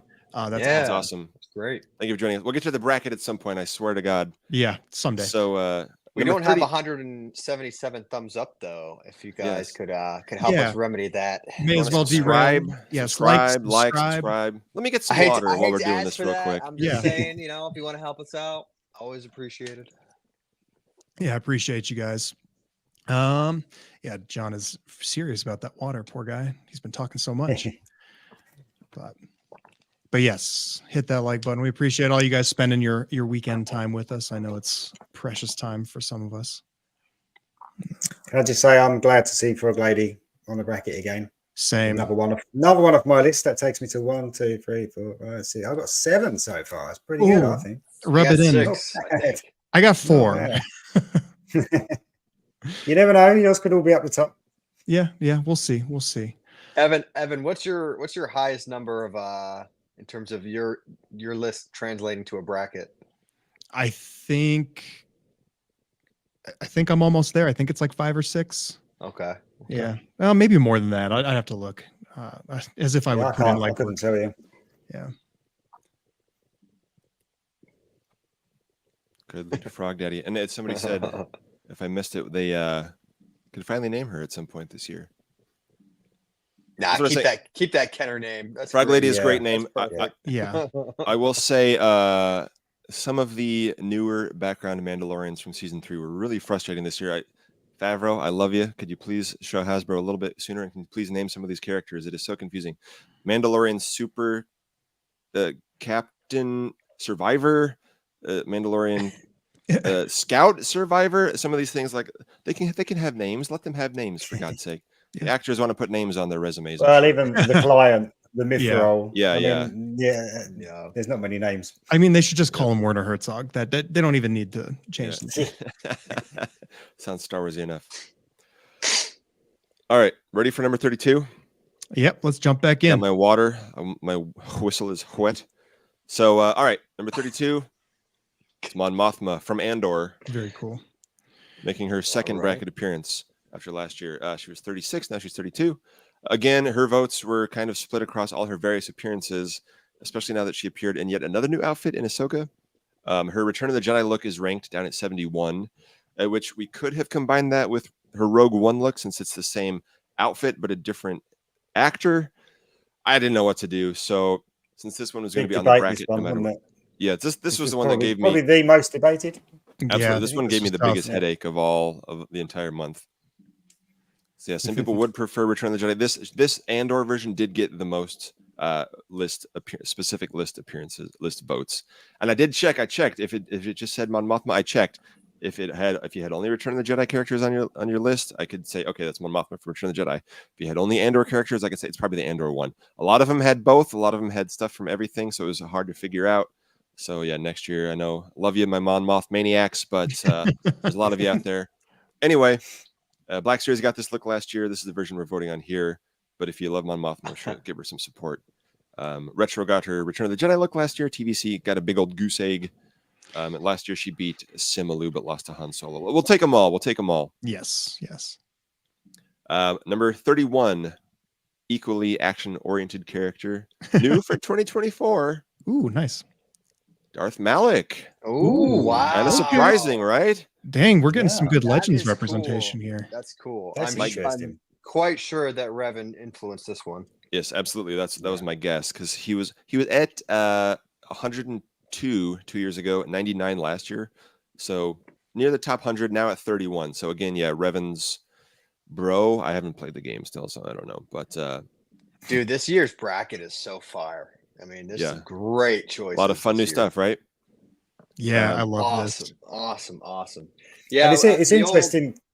Oh, sorry, go on, Tyler. Nice I was choices, just going everybody. to say the old Malik is woefully outdated. We definitely need a new one. Definitely. Yeah. I was going to say, obviously, Revan's always done really well, hasn't he? And people have always got behind him. And I think now he's out and done, it could be interesting to see how many people now get behind Malik, as sort of the new guy to champion. Yeah. I have no doubts this would sell extremely well. I mean, Revan's hard to get. Yeah. That figure sold very well. So and they were both made in the same wave back in 2007. So he needs an update as well. As Tim said, he looks kind of like Trapjaw from Masters of the Universe. Yep. He also looks like a guy who had his nose sticking out of his COVID mask a little bit. These days. He was just pull it up paving all the the way. way. Pull it up. Oh, man, they can still sneeze on me. I don't want that. So it's sick behavior. All right, number Baron Underwood. So let's keep it on the dark side of things. Making his fourth bracket appearance, Savage Opress. Very cool. Ooh, Very cool. Good one. Good one. This is his highest ranking yet. Previously, he was 54, 53, 49, now 30. He made it into the Elite 8 in 2021. Has not has not advanced past the first round since then. Okay. So maybe this time he will do better. But of course, we have some Clone Wars figures of him. It'd be an all new one. It would be great to go with all these Mandalorian figures we've got, or Mandalore Clone Wars figures we got, like Darth Maul, like Pre Vizsla this year. Awesome, another guy who did well previously in the bracket. Of course, at the end of his story, he was defeated by Palpatine, and somehow Palpatine returned to the bracket. Palpatine again, number 29.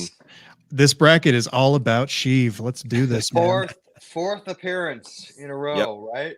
Yep, fourth year, every single year. He was 21, then 31, then 39, then 29. So kind of around the same area. It's almost as if we want this character. Yeah, it doesn't exist in any figure format whatsoever. Yep. Yeah, except for a Funko Pop, I think. I think a Funko. Weird. Maybe a Funko Pop. There's like a Gentle Giant bust, maybe, but yes. Yes, there is a Gentle Giant. It's very rare. So let's bust him out. He made it in the second round the first year. Dude. I'm looking for the segues anywhere I can get them. You're smashing it, man. Thanks. But Tyler, you have the throne for him all set up. You always post that awesome throne that we've seen, the Exegol throne. I'm waiting for the right guy to sit on it. I'm using the Return of the Jedi version as a substitute for the time being, but please help me complete my shelf properly, good and proper. Yes. And we got a little bit of a dark side theme going. Let's keep it going. Here's another one you'll love, Tyler. Moff Gideon, Dark Trooper armor. Very cool. Very cool. 28. This is my number one want. Yes. Number one want. New for 2024. The Imperial Armored Commandos we saw earlier need a leader. The upcoming figures need someone to fight. His helmet is pipelined for Black Series role play. But, some people were sad when he died. Some people say he didn't die at all. Some people were sad when he crushed the Darksaber. The big tragedy of season 3 with Moff Gideon was when he shaved his mustache. Come on, man. What are you doing? Where's your style? And then Hasbro can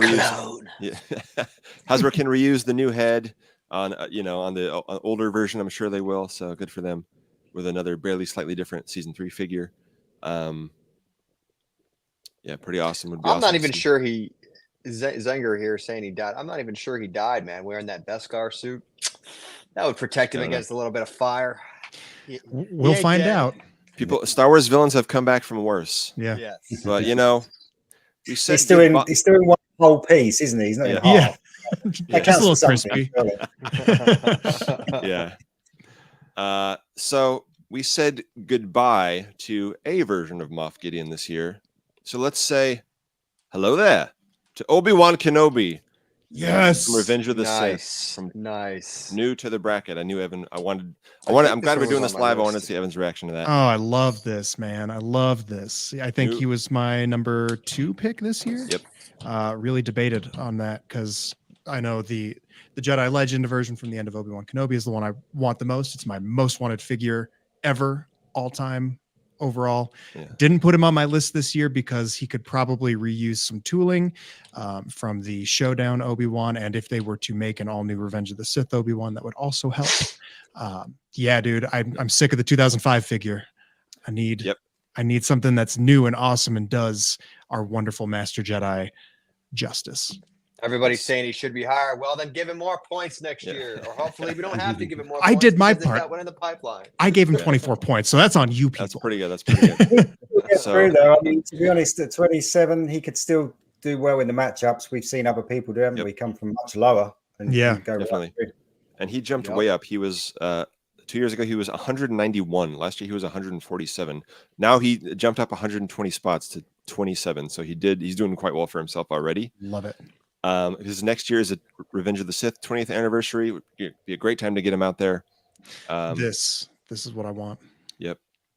Obi versus Anakin would sell. Dude, that would be so. That would sell like money on the table. Money on the table, Hasbro. So much money. All new tooling for these guys. I just have to say that at every possible opportunity. All new tooling for these. Make the mains. The mains. Yes. That includes prequels. Yes. So I think this is something we would like to see. Yes. Mm-hmm. We would like to see Obi-Wan, and we would like to see the client. Yeah.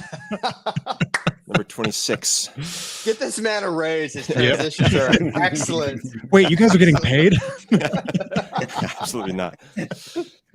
But yeah, number 2 on my list. Yep. Nice. In his third bracket appearance, just barely missed it in 2021. He was ranked 67 then. Then he was 15, then 18, now 26, a little bit lower, but still made it to the second round last year. Still very much needed for the Navarro Cantina playset. Lewis, do you have anything else to say about the client? I just think we desperately need him to finish that. Well, not finish that Cantina scene because we still obviously need Grief Karga as well. But it's just another one of those missing pieces from something that Hasbro have built out so well. That Cantina set. We've got the outside pieces. We've got the deluxe bits with the flames and guns and cannons and all sorts that go with it. And we're missing him. And he'd be a great figure. Yep. This is exactly why I want this figure.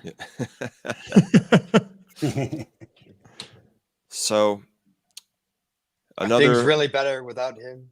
Yeah. Look around. And what a great amazing character as well. I mean, Yeah. he should have been in it longer, really. I can't be disappointed Yeah. when they killed him off so Yeah. soon. Yeah. Because I just Yeah, think he he could've made a continued great on. villain. Just love hearing his voice. He was anytime. great. So another long requested villain. You might have more to say about this, Lewis. Making his 4th bracket appearance, Dryden Voss. There you go. Yeah. Your number 1 And choice he's this gone year, I up. believe. Yes. He's gone up. I'm just looking. I think this he's is his been, best performance 36, yet. 37, 38. So yeah, he's Absolutely. actually I had a think big I had jump. Dryden on my list. So this would make number 11 for me. I think. This is his best Super performance happy. yet. I've said it before. I know he's not the sort of character that's going to go on and win this, but I'm just glad to see him keep showing up. People still want him, not just me. Yep. He deserves to be in the collection. Yep. As we've said before, never got a 5 POA figure in the solo Force Link line. 5 POA is not okay, but doesn't have any figure at all in 3.75. As you've said before, it's kind of that wave was kind of where Black Series started getting more and more and more figures that Vintage didn't have, or 3.75 didn't have at all. That's why it's so important for me. Really, it feels like that turning point, and I feel like it would be a wrong that's righted by putting him in TVC. Yeah, seriously, that makes sense. Yep, I would. Sorry, I'm checking some of the chat. He'd be a great 2-pack with Kira from earlier, maybe, and maybe a 3-pack with Crimson Dawn Maul, who didn't do as well this year. I hate to break it to you.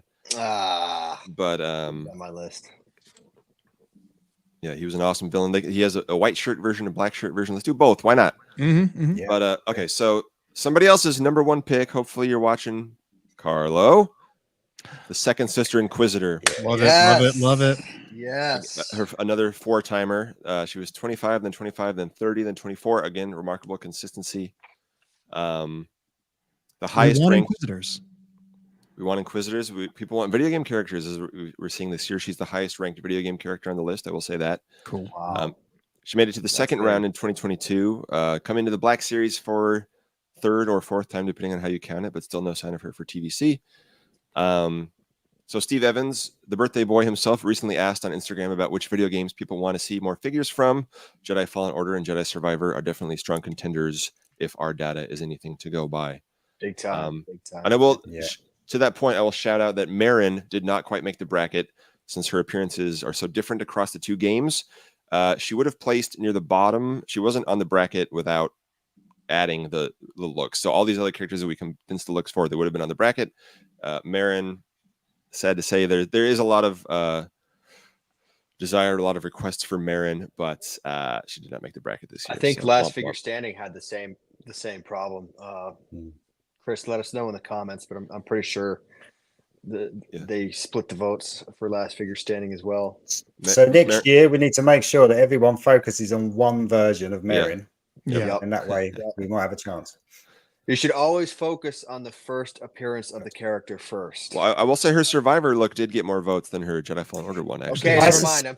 That's because, however, we've got a figure for her to go with, haven't we? We've got that Cal Kestis for her to go with. So if you're asking for the first version, then again, she's going to be a lone figure if we did get her, So I guess that's the logic where people think that way.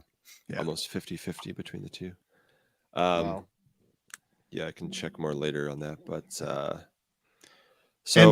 I'm sorry, John. I was just going to say, I assume folks out there, we are going to have probably a lot more information available as we go through the tournament. And then after the tournament, we're going to do postmortem stuff. So we'll really be putting a lot of data out there so that folks can kind of see where this goes.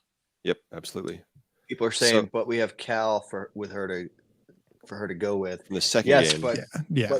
But that's the thing is Hasbro shouldn't be making stuff from the second game or the second season or so on and so forth before they make the first version. That's the real source of the problem. But what if they never want to make the first version? Well, I want them to make it. They should make it all. They should make it all. Yeah.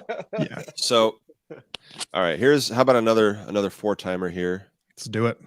Got to do this impression of a different character saying this character's name. We do it every time, whether it's me, whether it's one of you guys. Bodhi Rook. Number 23 in his 4th bracket appearance. Again, there was a 5 POA figure.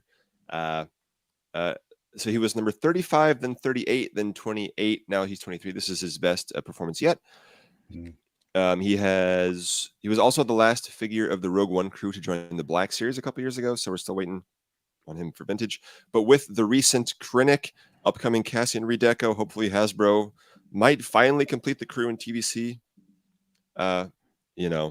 Yes, let's please finish the Rogue One mains, please, so we can just move on. Yeah. Not saying I love that movie, but I'm just saying like it's kind of irritating at this point that they're not done. It's dragging on just a little too long here, guys. We're almost at this might make you feel old, but yeah, I know. We're nearing the 10th anniversary of Rogue One, so it would be amazing to have the crew in TVC by that point. Boo. Would be great. Would be great. Would be great. Would be great. Sorry, is there an echo in here? Oh God. Yes, there is. The John Lindquist Comedy Hour, brought to you by SWTVC.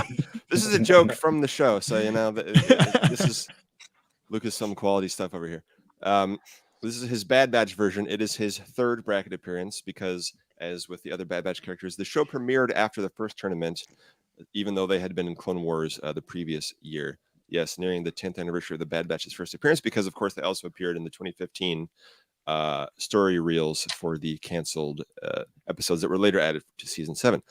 So he was first 33, then 50, now 22, and made it into the second round in 2022. So again, as we've said, Black Series got the entire Bad Batch crew twice over without even once having to ask for it. It was just a given. Yep, there's just here you go. TVC only has Hunter and a bunch of easy Clone Trooper repaints on an outdated sculpt. Yes, and we need to prove every single time that they're the hottest sellers of all time before we get another one, which is very, very frustrating. You think Hunter would sell even better if he had literally anybody else to go with? Yeah, so including Echo, and as we sort of the Black Series, this can be repainted into their season 2 versions. We haven't seen him yet in season 3, but we'll see what he looks like then as well. Anyway, that's my Bad Batch soapbox. No, so far, there will be more. There will be more. Perhaps. You'll see that most people are agreeing with that we should not be waiting for these guys this much, and we need them. So that seems to be the general consensus. This is a glaring the Bad Batch is a glaring example of just how the disparity in the lines and how things people want are just completely being ignored. And like you said, we have to prove over and over again just to even get consideration for another one. Yeah. So. One character who should be in, regardless of what anybody says, Sweet Simalu, making his 4th bracket appearance at number 21. He was 43, then 20, then 29, then 21. Never made it past the first round. Maybe this is the year my sweet boy will do it. Sweet boy. Sweet boy. Literally like 90 years old. My sweet boy. My He's sweet so young boy. So full of life. Look at the light in that guy's eyes. It's never going to go out. He's got the right amount of haunt behind those eyes that any good 90-year-old hasn't seen the sun in 20 years. So he was one of the 5 finalists in the 2017 fan figure vote. The last official one that Dr. Aphra won, which also had Ahsoka from Rebels, Yak Face, Clone Trooper 5s, and Emperor Palpatine. Kind of an interesting bunch. He remains the number 1 figure on my personal list because he, as I've said many times, I'll say it every year, he is the last remaining Kenner figure from the original trilogy that has no modern equivalent whatsoever. Hasbro made 2 different dignitaries 20 years ago, but still no Simalu. So he is the ultimate example in my mind of finish the 96. Yes. As we've said, lots of Kenner characters still need to join TVC or still need direct updates, but at least the others all have some kind of representation in the 3.75-inch line. Who were they? Who was who? The other dignitaries? Yeah. It was the Emperor's like inner circle. Oh, the dignitaries, of confidants. It was fanboys. Yeah. Fanboys. Simpaloo. Simps, yeah. Stop. Simalu spelled backwards is Ula. Wow, that's the will of the force right there, if you ask me. That's some creative reuse, guys. Yeah. Would you like to see Simalu on an Ula sculpt just to save money? Simalula. Under that robe, yeah, it could work. You can put anything under the robe. Yeah, why not? Anything that gets Sim in the line, why not? Oh man. All right, so making their second bracket appearance, 2 tubes. Number 20 in the top 20 now, folks. ranked too low the first 2 years, but 35 last year, 20 this year. This is one set of siblings, or egg mates more appropriately, where we accepted a vote for one as a vote for both and condensed the individual votes. There weren't a bunch of individual votes. We did tell you ahead of time you could vote for one that would count for both. Made it into the second round last year before losing to the eventual winner, Count Dooku. Ed Rio was released as a 5 POA figure in the Rogue One line. Benthic has not been made. They both popped up, sometimes together, sometimes individually in Rogue One, Rebels, Solo, and Andor. But no matter what, actually not no matter what, almost no matter what, they're always right next to, as they are on the bracket this year, or on the list this year, Saw Gerrera, number 19. Very cool. Making his 4th bracket appearance. He was 52, then 50, then 15, then 19. He made it into the Sweet 16 on the bracket the past 2 years, losing to the Dark Trooper the first time, then Tatooine Luke the second time. And so this is another one. We combined his looks derived from his Rogue One outfit, including Rebels, Jedi Fallen Order, which are the same, give or take a breathing tube, some hair, and a leg. But we did not include his young Clone Wars look. And we also did not include his Andor look. We could have, but he was, he did so well in the bracket anyway. Because that look is actually quite different there. It's similar vibes, similar, section at the store. But by far, most of the votes were for his Jedha look in Rogue One. Makes sense. There you go, Tyler. First appearance, live action. There you go. There we go. Interesting to see. It wasn't his first appearance. Yes, live action. Thank you for clarifying. Yeah, just see who he goes up against this year. Then, if he got knocked out by 2 big hitters, last 2 times, he could, get the right run on the bracket. He could do well. Yeah, we'll find out. And we'll see. He had a 5 POA figure, which is a good sculpt, but doesn't have the articulation or deco that TVC craves and demands. Absolutely. Yes. So, all right, someone on her second bracket appearance, Pelimato at 18, way up at 18 this year. She was 32 last year. She made it into the second round last year. Now we have the N1 and R5D4. So, spoiler alert, Peli is now the highest ranked character from The Mandalorian on the bracket, which is nuts. Wow. But I'd say it speaks to how well they've covered that series in the line. True. Since that Cobb Vanth would have been around here, which it's hard to quantify the demand for him since lots of people removed him from their list within the last week or so. Okay. And a lot of people did, a lot of people didn't. So even with a lot of people removing their list, he would have ranked around 20 or 21 from the list that people did not remove him from. He was number 6 last year, part of the last figure standing tournament. Obviously a long overdue, long wanted character. So glad we were able to take him off the bracket. So now Peli is the queen of the Mandoverse. All right. Love it. Next up, again, another second bracket appearance. Dedra Miro. Nice. Cool. I can't remember if I put her on my list or not. I don't know if you did, but she was there in spirit, I'm sure. Yeah. She was 24 last year, 17 this year. Did not make it past the first round. Obviously, another one of those high mileage sculpts that would lead to other Imperial officers for women Imperial officers, as Admiral Piet did for the fellas last year. And speaking of which, the highest ranked male Imperial officers this year were Agent Callus at number 77, Grand Moff Tarkin at number 78, and General Veers at number 102. Still did well in this tournament despite trying to focus on all new tooling. Just throwing that out there, Hasbro. Veers and Tarkin and Callus are the next most wanted male officers. Cool. So, how about another Imperial villain, but maybe not anymore? It's Crosshair, making his third bracket appearance. He was at 93, then 44, then 43, then 16. Lost to Sabine Wren in 2022 after the second round. Is this just encompassing all of the crosshairs, or this does? Yes. So this condenses votes that specified his Clone Force 99 and his Imperial looks. Since there is some level of reuse going on there, I think he needs more newness than the Black Series gave him for the Imperial version. Yeah. But most of the points were unspecified, but there were slightly more votes for Clone Force 99 than Imperial, going back to we want the first appearance first sort of thing.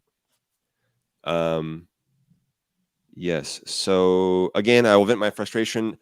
Black Series got Hunter and Crosshair in the same wave 3 years ago, with a mainline release of the Army Builder Elite Squad Trooper, adding an element of world building right off the bat, while TVC has to prove itself one character at a time and ask for these characters year after year. Now that we're in the final season, hopefully one day, I don't know. Yeah. The positive is that they finally added the Rebels crew after years of demand. 10 years. 10 years of demand, and demand continues to be high for certain animated characters that haven't appeared in over a decade. Like, sorry, before you jump, yes, it's just a quick question there in terms of yes. condensing Crosshair, but not condensing Mirren. Yeah, I think it's just worth covering that. Like we said, so Crosshair was going to be on the bracket regardless. Marin was not. Pretty much all the characters that we condensed, I think outside maybe the Clone Commando, would have been on the bracket regardless. It's just a matter of placement. So the fact that Marin was so low without condensing led us to, and the fact that she's so different, I don't think very different. There's really not a lot of tooling reuse. Whereas at least Crosshair could at least reuse the arms and legs from one version. Yeah, so you can fight me if you will. Crosshair would have been maybe like 25 if we didn't condense the Imperial version into him. But yes, so that's just throwing that out there. I threw a poll up just for funsies to see if people would support a HasLab Marauder in the future, down the road. Yeah. Not the next HasLab, maybe not even the one after that, just down the road. Or just what Chris Swansea saying here is not necessarily the Marauder, but just the figure pack essentially. Yes. Yeah. So. Yeah, then fan channel gets season 2 repaints to share the cost of tooling. I'm down for that. Yep. Let's do it. Same. Let's do it. Whatever happens. So yes, demand is high for animated characters, including Tim's another favorite of yours, Pong Krell, in his 4th bracket appearance. Now at 15, your actual favorite character. He was 24, 28, 26, now 15. Made it into the Sweet 16 in 2021 and 2023, losing to Count Dooku the first year and Darth Revan the next 2 years. So yeah, he did quite well. Continues to do quite well. He was dispatched. Tim's favorite. Yeah. He was dispatched by a clone who disobeyed orders, just like another clone who asked, "When have we ever followed orders?" It's Tick. Tick. Yeah. Tick. In his 3rd bracket appearance, even after his death, he continues to perform quite well. He was number 88, then 35 after the show debuted, then 51, now 14. So again, with the Bad Batch, another reason is that we, their season 1 and 2 looks are like almost identical in terms of tooling. I think Hunter has the most newness, but it felt not fair to add all the votes for Tech and the other Bad Batch guys without doing the same for Crosshair and Omega. My point of view, also because there is at least some level of reuse there, but Tech would be identical tooling for both versions, just different deco. Anyway, I'm going to take the poll down, but it's interesting that it's split 50-50 exactly. Well, or 49-51. It keeps fluctuating, but very interesting. Thanks for participating. For those who did vote, dig it.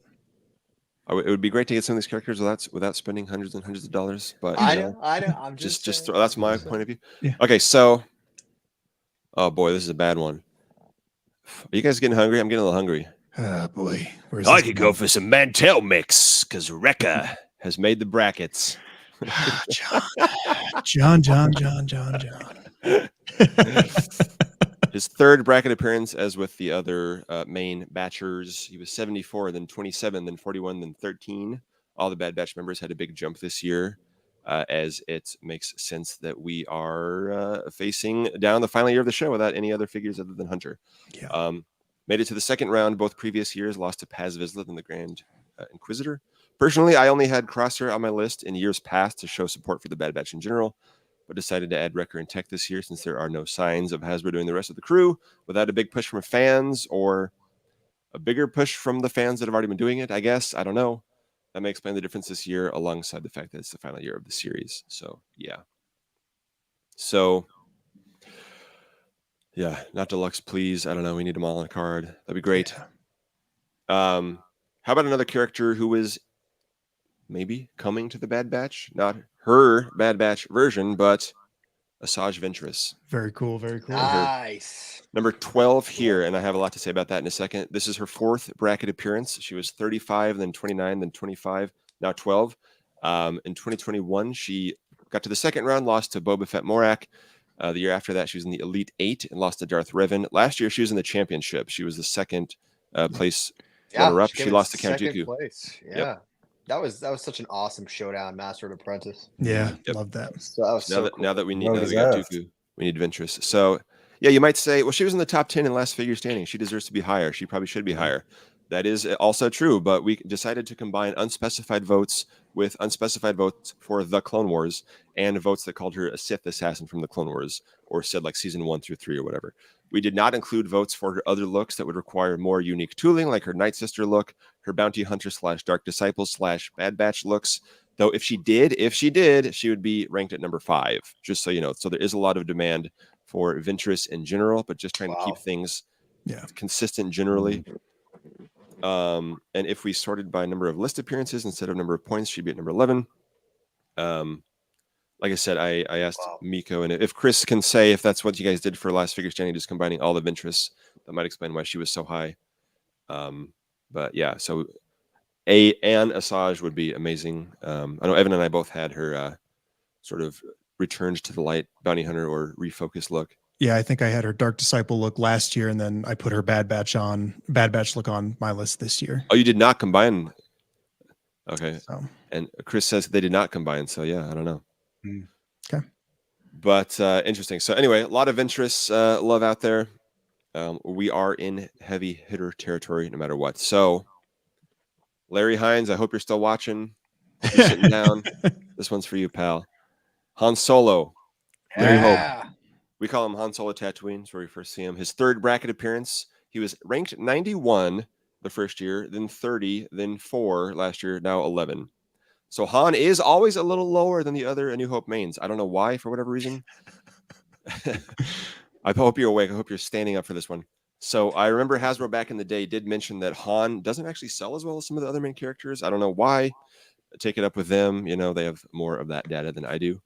But he made it to the Sweet 16 last year, but lost to Sabine Wren. Another finish the 96 guy, another make the mains guy. You know, one of the top main characters of Star Wars, of course.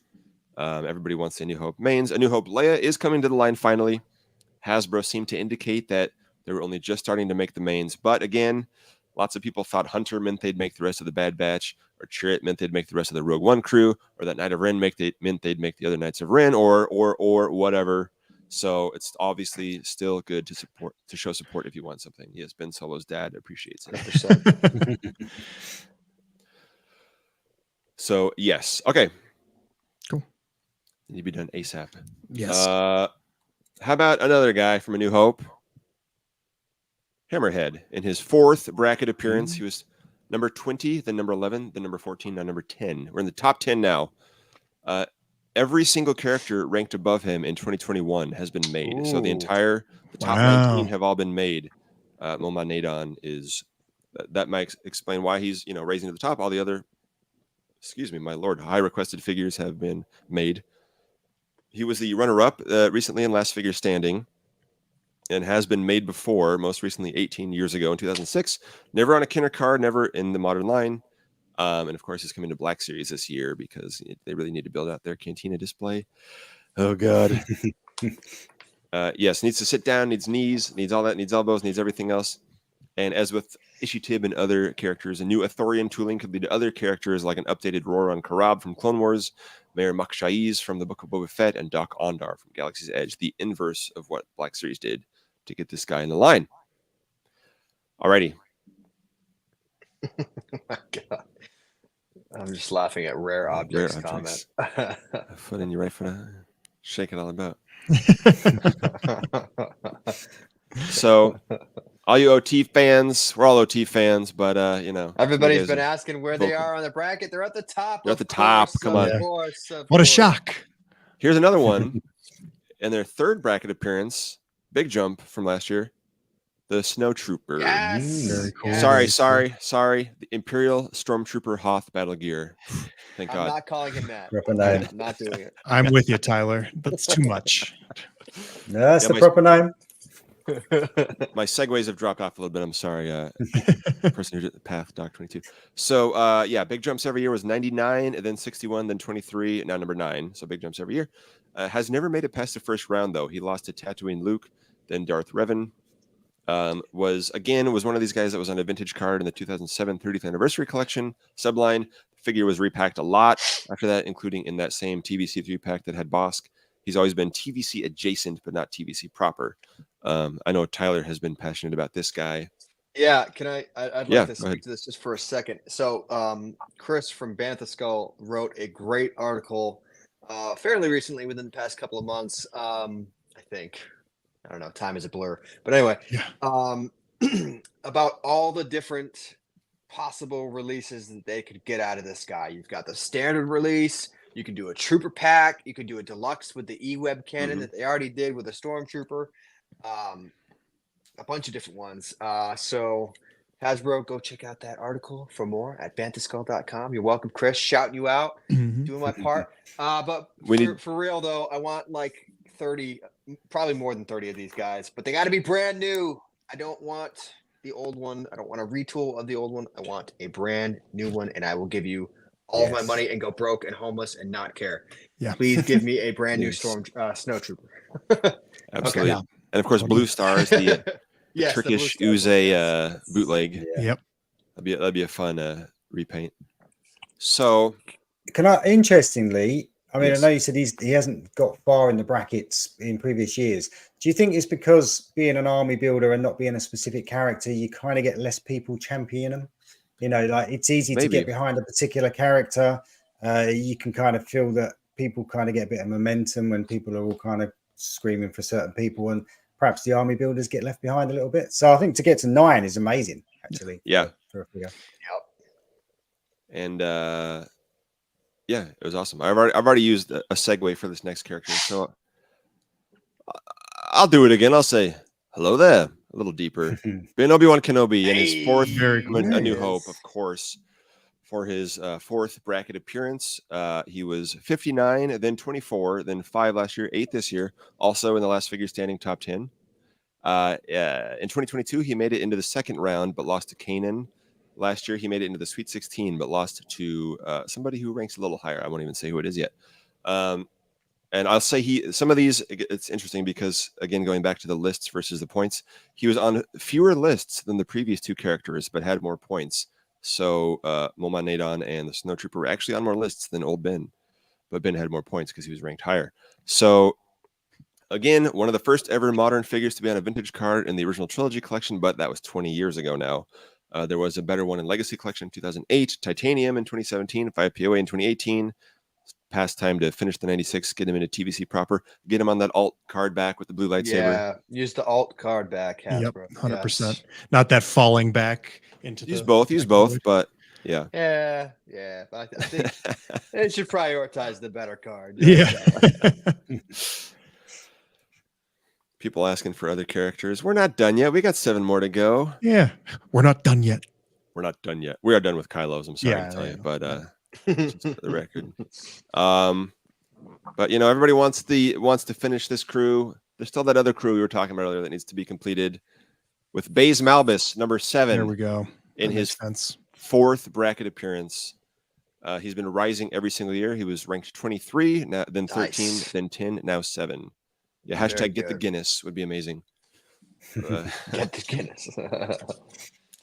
Hashtag blaze it for Baze.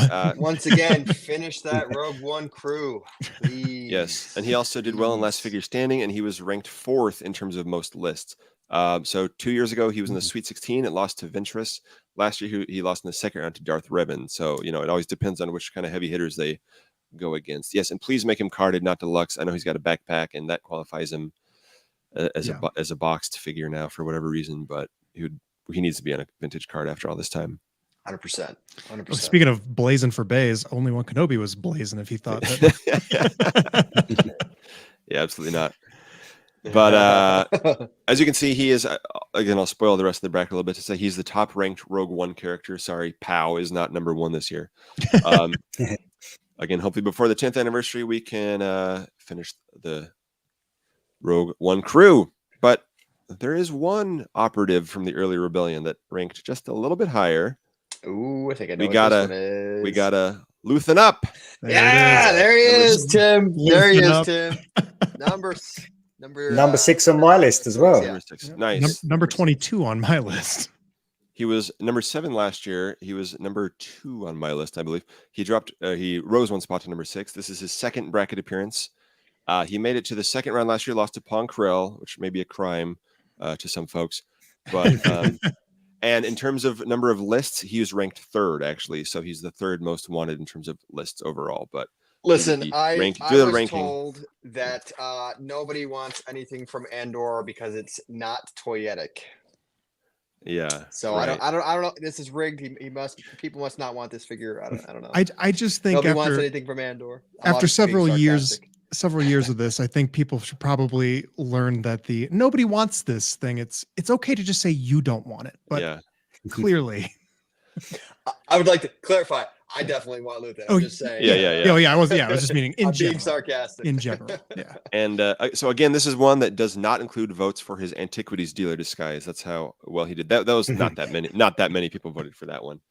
Or even his black cloaks from the end of the series. So this is what for generic or people that voted for his green cloaks. Yeah, we need bring back action features just for that. Whip the hood on. But most people that voted want his green jacket that he wears for much of the series that he wears. That the Black Series figure also has. So much like in, huh? I was just gonna say, was this the outfit he wore for his monologue or no? No, so he had okay. He had that's his one of his at least two black outfits. Oh, he was wearing black in that one. Okay. Yeah. Yeah. I do want the Fondor Hallcraft. Is that what his ship is? Yes, that'd be amazing. So yeah, much like the rug in Big Lebowski, Luthen is what ties the whole room together, or at least he ties together the few Andor figures that we have because he interacts with that Cassian and Vel, and he also just rules. So he's one that a lot of people chose, but who is the chosen one? It's Anakin Skywalker. Finally, ooh, top five. Well, that's my number one want. Yeah, there he is.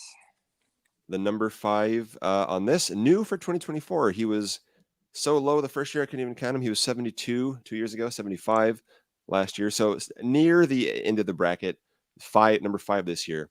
Obviously, his return in Ahsoka helped propel him to the very top. And we did condense his Revenge of the Sith and Ahsoka series Jedi Knight looks, not his Clone Wars armor looks. He was 9th in terms of the number of lists. So the people that want him ranked him very highly. Yes. So absolutely awesome needed. And I think this helped pull Obi-Wan up very high, I think, because like as you did, Evan, a lot of people had both on their lists. Plus, the 20th anniversary of Revenge of the Sith, the prequel of this year, all this stuff. Yeah, it's been a long time. Yeah, and like I said when we were talking about Obi-Wan, this all new. For the love of God, do not reuse any previous parts for this. This is the chosen one. This is Anakin.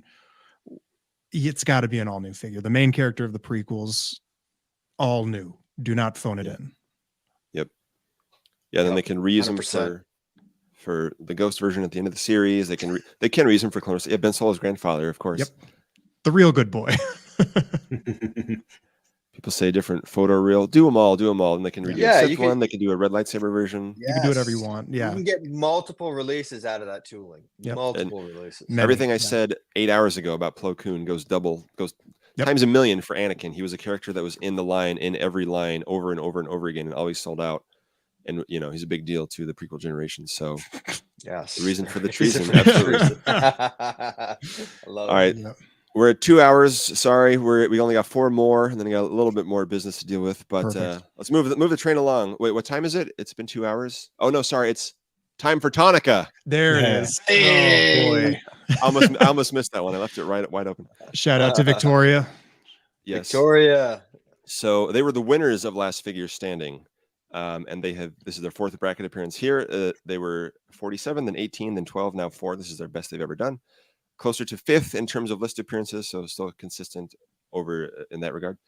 As I said, the first few official Hasbro Fans Choice polls had choices picked by Hasbro, but when they opened it to fans in the Toy Fair magazine polls in 2006 and 2011, the Tonicas were not allowed, and I can't remember if they were allowed in 2017 poll, which was the last official one. They've been on fan lists forever, partly, I'm sure, due to the mystique of being told we can't have them. Then we say, well, now I need them. Yeah. The legal issues seem to have been cleared up, or at least the remaining actress, Angela Staines, is ready and willing to work with Lucasfilm and Hasbro to get it done. Obviously, check out Victoria's Cantina for the full story on where it stands now. So yeah, we are ready for it is time for Tonica. Yeah, Victoria's done a lot of really good investigative stuff on this front and really been championing and on the forefront of, you know, getting people educated, informed, and finding out just where they stand. So that's rad. And as we said before, we condensed that, you know, a vote for one is a vote for both, even though one's taller than the other. There are a few ways they can release it, but we want them, so do whatever you will do. So, top 3. Are we ready? Top 3. All right. I think you can probably guess who some of them are, but how about a new character for 2024? Shin Hati. There it is. Top 3. Number 3, yes. Yes, she was actually number 2 in terms of how many lists she was on. Wow. So already in Black Series, albeit way too tall. But our Amazon Shin. Our TVC Sabine needs someone to fight and maybe fall in love with. I don't know. Stay tuned. But I can dream, huh? And then, as we've said, the Ahsoka series has been amazing in terms of strong and timely TVC coverage, something for future series to aspire to, in my opinion. But Shin is a really glaring omission, as was Marok before her. Shin Hati, as Patrick would call her. Yep. So, yeah, we all knew she was going to make it. We all knew she was going to do well. Yeah. That's why I strategically put her lower on my list. Yeah. So, are we ready for number 2 already? These comments are killing it. It's one of two. It's one of 2 obvious characters. However, it is drum roll. Luke is number 2 this year. Wow. Can you believe that? I'm not even going to tell you who number 1 is. Yeah, I've got this switched in my head then. All right. Cool. So this is his 4th bracket appearance. He was also number 2 last year to Leia. He was 36 the first year, then number 4, then 2 the last 2 years. The few characters who outranked him in 2022 and 2023 have all been made or are on the way. Never heard of him. Yeah, who's this guy? 2 years ago, all right. He didn't advance in the first year. In the second year, he made it to the second round, but lost to Ventress. Last year, he made it to the final 4, but lost to Count Dooku. So, yes, he's actually closer to 6th in terms of list appearances, outranked by the Tonikas, Baze, Luthen, Shin, and the number 1. But now that Leia is finally joining the line, hopefully Luke is close by. Fight for the farm boy, yes. Make the mains. Ben Solo's uncle, yes. I'm loving the family tree here throughout the... All right, so we all know who the number 1 is, but the number 1 character this year with 7,428 points, which is 1,163 more than Tatooine Luke, appearing on 504 lists, which is 56 more than the number 2 placed Shin, is, of course, Lumpy from the holiday special. Yeah. No. In my dreams. Or Kitster. It's Balin Skoll. Yes, this makes sense. Number 1. Y'all saw him. Rest in peace, Ray Stevenson. Amazing performance, amazing presence in the first season of Ahsoka. Cannot believe that they were not tripping over themselves to make this figure as soon as possible. They were for Black Series. Well, for Black Series. I mean, for Balin Small, as they call him. For the line that actually matters. Yeah. Yeah. Oops, so he was also ranked number 1 going into last figure standing. And everything I said for Shin goes for Balin. Yep. Hopefully they figure out how to make him taller in TVC. Amazing villain, amazing performance by the late great Ray Stevenson. Should have been pipelined a long time ago. Yeah. Again, I'm surprised. I mean, I'm not surprised he's there, but I'm surprised by the gap. The amount of votes that it was huge. And later on, we had enough numbers to go through. It's already been 2 hours, but we'll go over all the numbers later. But it was a big, clear and obvious front runner in both regards. So yeah, hopefully he's at least announced by this time next year, so we don't have to keep asking for him again, and again and again. I didn't memorize the whole monologue. All right, so there we go. There's the characters. Let me stop screen sharing. Is the Balin. Oof. Yes. That. I gotta. we got a few things before you go over the bracket itself, but there's the top 64. So thank you everybody for watching that at least. Yes, that's amazing. Thanks everybody for sticking through that 2 hours for that part. My terrible gags. I got 17 out of 25. Not bad. 16 I got. Yeah. You beat me by 1. I got 14, I think, unless I wasn't paying attention, which I don't watch this show. So I get a feeling most of mine are down the bottom end, though. I think most of mine are in that bottom kind of. Yeah, all my heavy lifting was in the 60s. Yes. Tyler, you got 18. You did the best out of any of us. Lewis, you got 16. Evan, you got 14. Okay, Carlo got 13. I got 12. So no surprise, I did the worst out of all of us, but you know. And where's Nubs again? I saw people asking for Nubs. There was about 5 people voted for Nubs. God bless him. So he was number 2100. Yes, somewhere down there. 14 from Emily's list. That's awesome. Yeah, very cool. I got something to post here real quick, so you guys go ahead and yeah, for sure, talk amongst yourselves for a second. And again, this one, great work, John and the team. Great work, John. You shouldered so much burden here, and really also great work to everyone in the community. Not just our friends and partners out there that were sharing and helping this stuff, but every single one of you who did submit a list and helped build this data by putting your voice out there, by telling folks what you wanted, telling Hasbro what you wanted, and taking the time to do that and participate. Also, I think something that was really huge was the format that you made for everyone to make their top 25, Evan. Format, for lack of a better word. There might be a better word for that. But in any case, I saw tons and tons and tons of those on my Instagram. Oh yeah, the little grid. Shared on Facebook. So everybody who made theirs and shared it online, I think we can credit you guys for spreading the word hugely, and that's why we almost doubled participation from last year, which is incredible. And huge shout to the Last Figure Standing tournament for, we've kind of dabbled in the idea of doing some kind of single point of voting, because it's been a lot of in previous years doing our Instagram stuff and just tabulating comments from wherever. With 1,000 lists, I think John would have completely been in a catatonic state today if he had survived. I'm not already. To find that all. Yeah, no, you're still here, bud. Unfortunately for you. But yes, for Last Figure Standing, really proving the viability of having a single point of voting and like the Google Form stuff. So that was huge in helping us kind of see just how we could better manage all of the information coming in. And then on the back end, being able to sort through data in different ways that we, would have otherwise had to manually put in differently.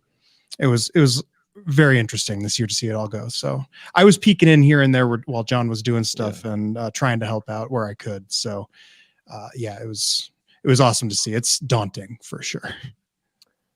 I'd just love to see all the conversations that have come around this year of, about different characters and different shows and different films, and I just think that it's been really positive for the line. I just think that the conversations that we're seeing and the people talking about this stuff, it's just great. I think it's just great for the community.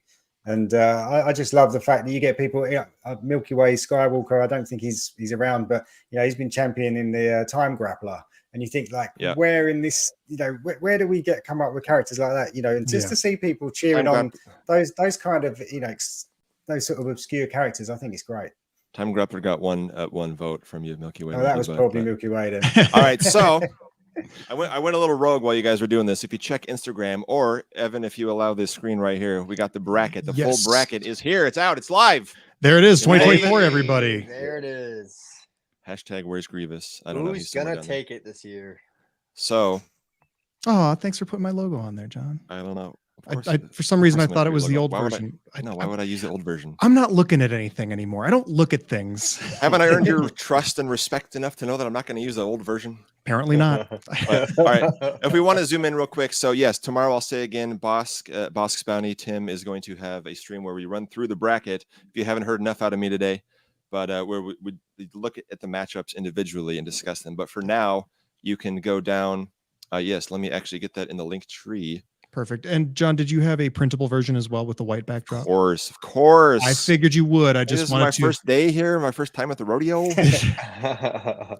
I'm going to flip these links on our link tree so you can go to our Instagram at SWTVC right now. You can download the I had this written out somewhere so I can speak more intelligently here. The bracket is now available to download via the link tree in our link in our bio, including a printable version, a version that matches this version with the black background. I don't want to kill your printers too much, as well as name pills that you can use. So if you want to print it out and take a picture of it, if you want to Photoshop it with all the brackets, all the name pills on there, and make your own bracket, that'd be amazing. We want to see your own brackets, whether that's how you think it's going to go, whether it's how you hope it's going to go. We want to see it all. So I foresee a lot of sharing in the story this month. yes, that's your burden for right now. So yeah, there's a couple. If we can zoom in, like especially on the left side, on the bottom left, there's a couple killers I'll go over real quick. Okay.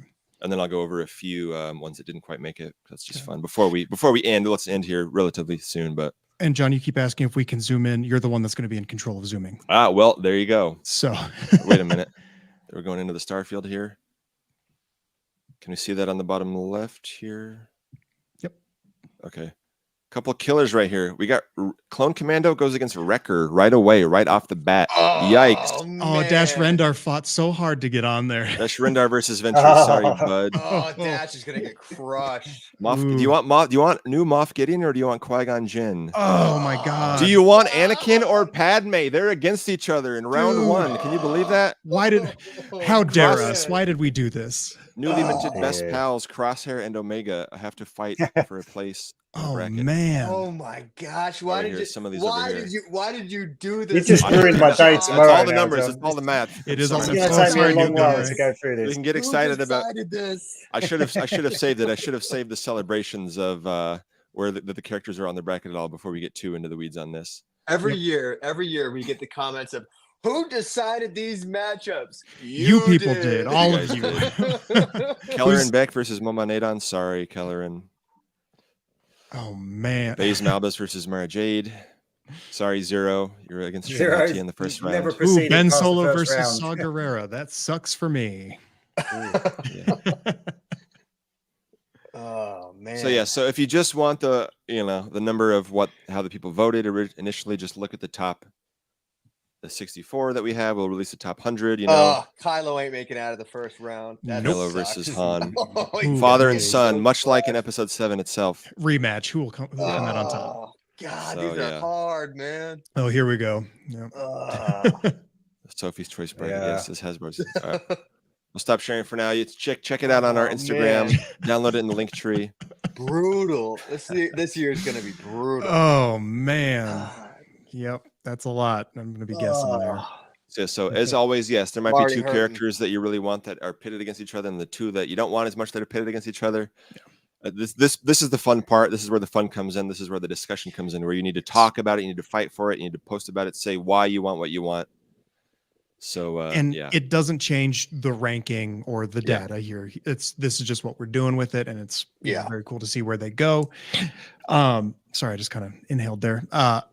The very much approaching it to where I approach it of looking at it of, we joked there with the Sophie's Choice sort of thing, would you rather have this? It's kind of approach it. Which would you like first if you can, it's not necessarily like, oh, I hate this and don't think it should ever be made. I want this other thing. It's like, again, I'll say it again. I want it all. We want more, all that fun stuff. Yep. So yeah, it'll be a great time to see how it all shakes out. It's always fun doing that with you, Tim. So thanks for having me on again. And then we compare to, because the voting, again, this is all unofficial. This is all just fan fun, but the actual voting, official voting, starts on Wednesday this year. So the next few days, we want to see your guys' brackets, fill them out, take the time, think about it, give me a little time to make some more graphics for the love of God. And we'll start at Wednesday at 12:01 a.m.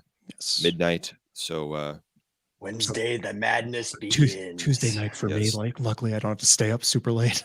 Tomorrow at 4 p.m. Eastern time is when the Boss Bounty YouTube stream is going on. Let me get back to this. Can you guys highlight July through November's comment real quick? This 100%. This is the whole. This is the ethos of the whole thing. We all have our favorite movies. We all have our favorite series. We all have our favorite characters. The one thing we can all agree on is we all want more TVC figures. It needs a bigger budget. Yeah, a more robust line to be able to support all of everything these diverse for everyone. tastes. Yes. Yes. So, all right. Let me just go over a few that didn't quite make it real quick. Then we'll get out of here. Where's Joris? Everyone thought there was going to be a big chorus for Joris this year. He was we combined Joris with and without that second U. He was still at number 72. So he was very close, but he didn't quite make it. Missed it. Yep. Man. Who was 65? Better luck next year. Yeah. Sorry, man. And that's how you know that we didn't rig it, because it was Tyler wanted it on my list. So, and he didn't make it. So, and who just missed the bracket, number 65, was Finn from episode 9. Who was this would have been his fourth bracket appearance. He was always clinging on at the tail end. He was always clinging on at the very bottom. Didn't quite make it this year. Imperial Praetorian Guard, I thought it was interesting. Was 82, a little bit lower than the other guys. Some characters that one bad. Some characters that were on more lists but ranked lower than some of the characters near the bottom of the bracket due to the ranking system were Mon Mothma, Return of the Jedi, Pike Soldier, Poe Dameron from Rise of Skywalker, and Finn from Rise of Skywalker, Kino Loy, and Greedo, who was number 66, both this year and last. I can't answer every single one that everybody's going to throw out there in the comments, but I love you all. A couple that didn't make it this year and where they ranked were Finn was at 65. Princess Leia, Ewok Village, was on the bracket last year, but was 68 this year. Pisana Poe was 69. Migs Mayfeld from season 1 was 73. Shock T was 80. Max Rebo was 84. Force Awakens Han Solo was 90. Gar Saxon from Clone Wars was 92. Grief Karga season 1 was at 100, which was before Carl Weathers' tragic death. So I don't know if that would have gotten more sympathy, more reminder of how we don't have that one or something. Jedi Fallen Order Cal Kestis is 120. The Mud Trooper was on a few years ago, was 145 now. Crimson Dawn Maul was 170. And Cad Bane from Clone Wars was 320, because I think the Book of Boba Fett version kind of scratched that itch. Those were just some of the other characters that have been on in the years past. That's why I brought those up in particular. All right.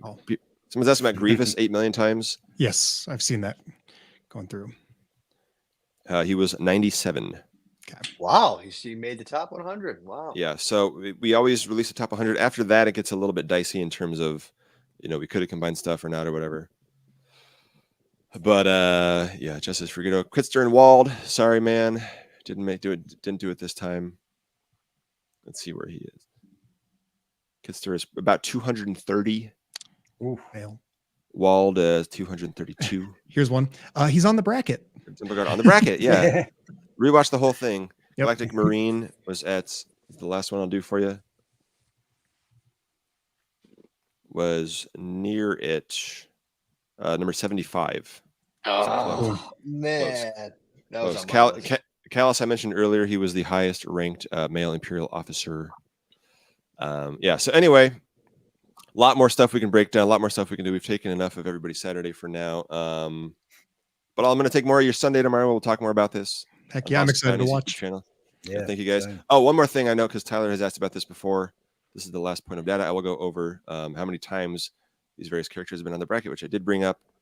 But this year there are 18 characters who have been on the bracket 4 times, 13 characters who have been on the bracket 3 times, 13 other characters who have been on the bracket 2 times, including 2 who were not on last year but were on other years, and 20 who are new this year. That's awesome. I like that. That's awesome. Yeah. And then overall, I'll say 18 4 times, of course. There were 29 characters that were on 3 times. 15 of those have been made. 26 characters who have been on 2 times overall. 10 have been made, but 2 of those are Cad Bane and Cal Kestis from other things. And One Timers Club, there have been 45 characters total, including 18 that have been made. So that's the last number I can say today. So interestingly, though, only a few dropped off. The majority have moved up where figures have been made, essentially. Yeah, so out of those, keeping up, the bulk of those figures are staying up there, aren't they? Out of the 44 unmade figures from last year, 42 made the bracket, except for Finn and Leia. Dang. Wow. Yeah. Yes. Sweet. My eyes hurt. I'm going to go put some drops in them. And Sounds good. Thank you guys. And so don't forget, live stream tomorrow, voting Wednesday. We'll have more information. The bracket is on our Instagram at SWTVC. Like and subscribe if you haven't already. Yes, please. We're going to beg you. We're going to beg here. And stay tuned to our Instagram. We'll have a voting. Voting will be every Monday, Wednesday, and Friday, starting after Wednesday. We'll have a post about that as well. So stay tuned for more information. Thank you, Emily, for all you do for us. Yes, thank you, Emily, for watching. Thank you, Steve, for coming on. We love earlier. and appreciate you. Thank you, Steve. Thank you, Chris. If you ever, watch this, we appreciate you too. So. Thanks. Thank you, everybody who voted. Thank you, everybody who watched and commented and supported and made a list. And thank you to everybody who's going to vote over the next month. It's going to be a lot of fun. It's going to be a lot of work, and it's going to be fun. See how it all shakes out. Sweet. Can't wait. See you tomorrow. All right. As always, keep 375 alive, and may the force be with you. I'm ending it.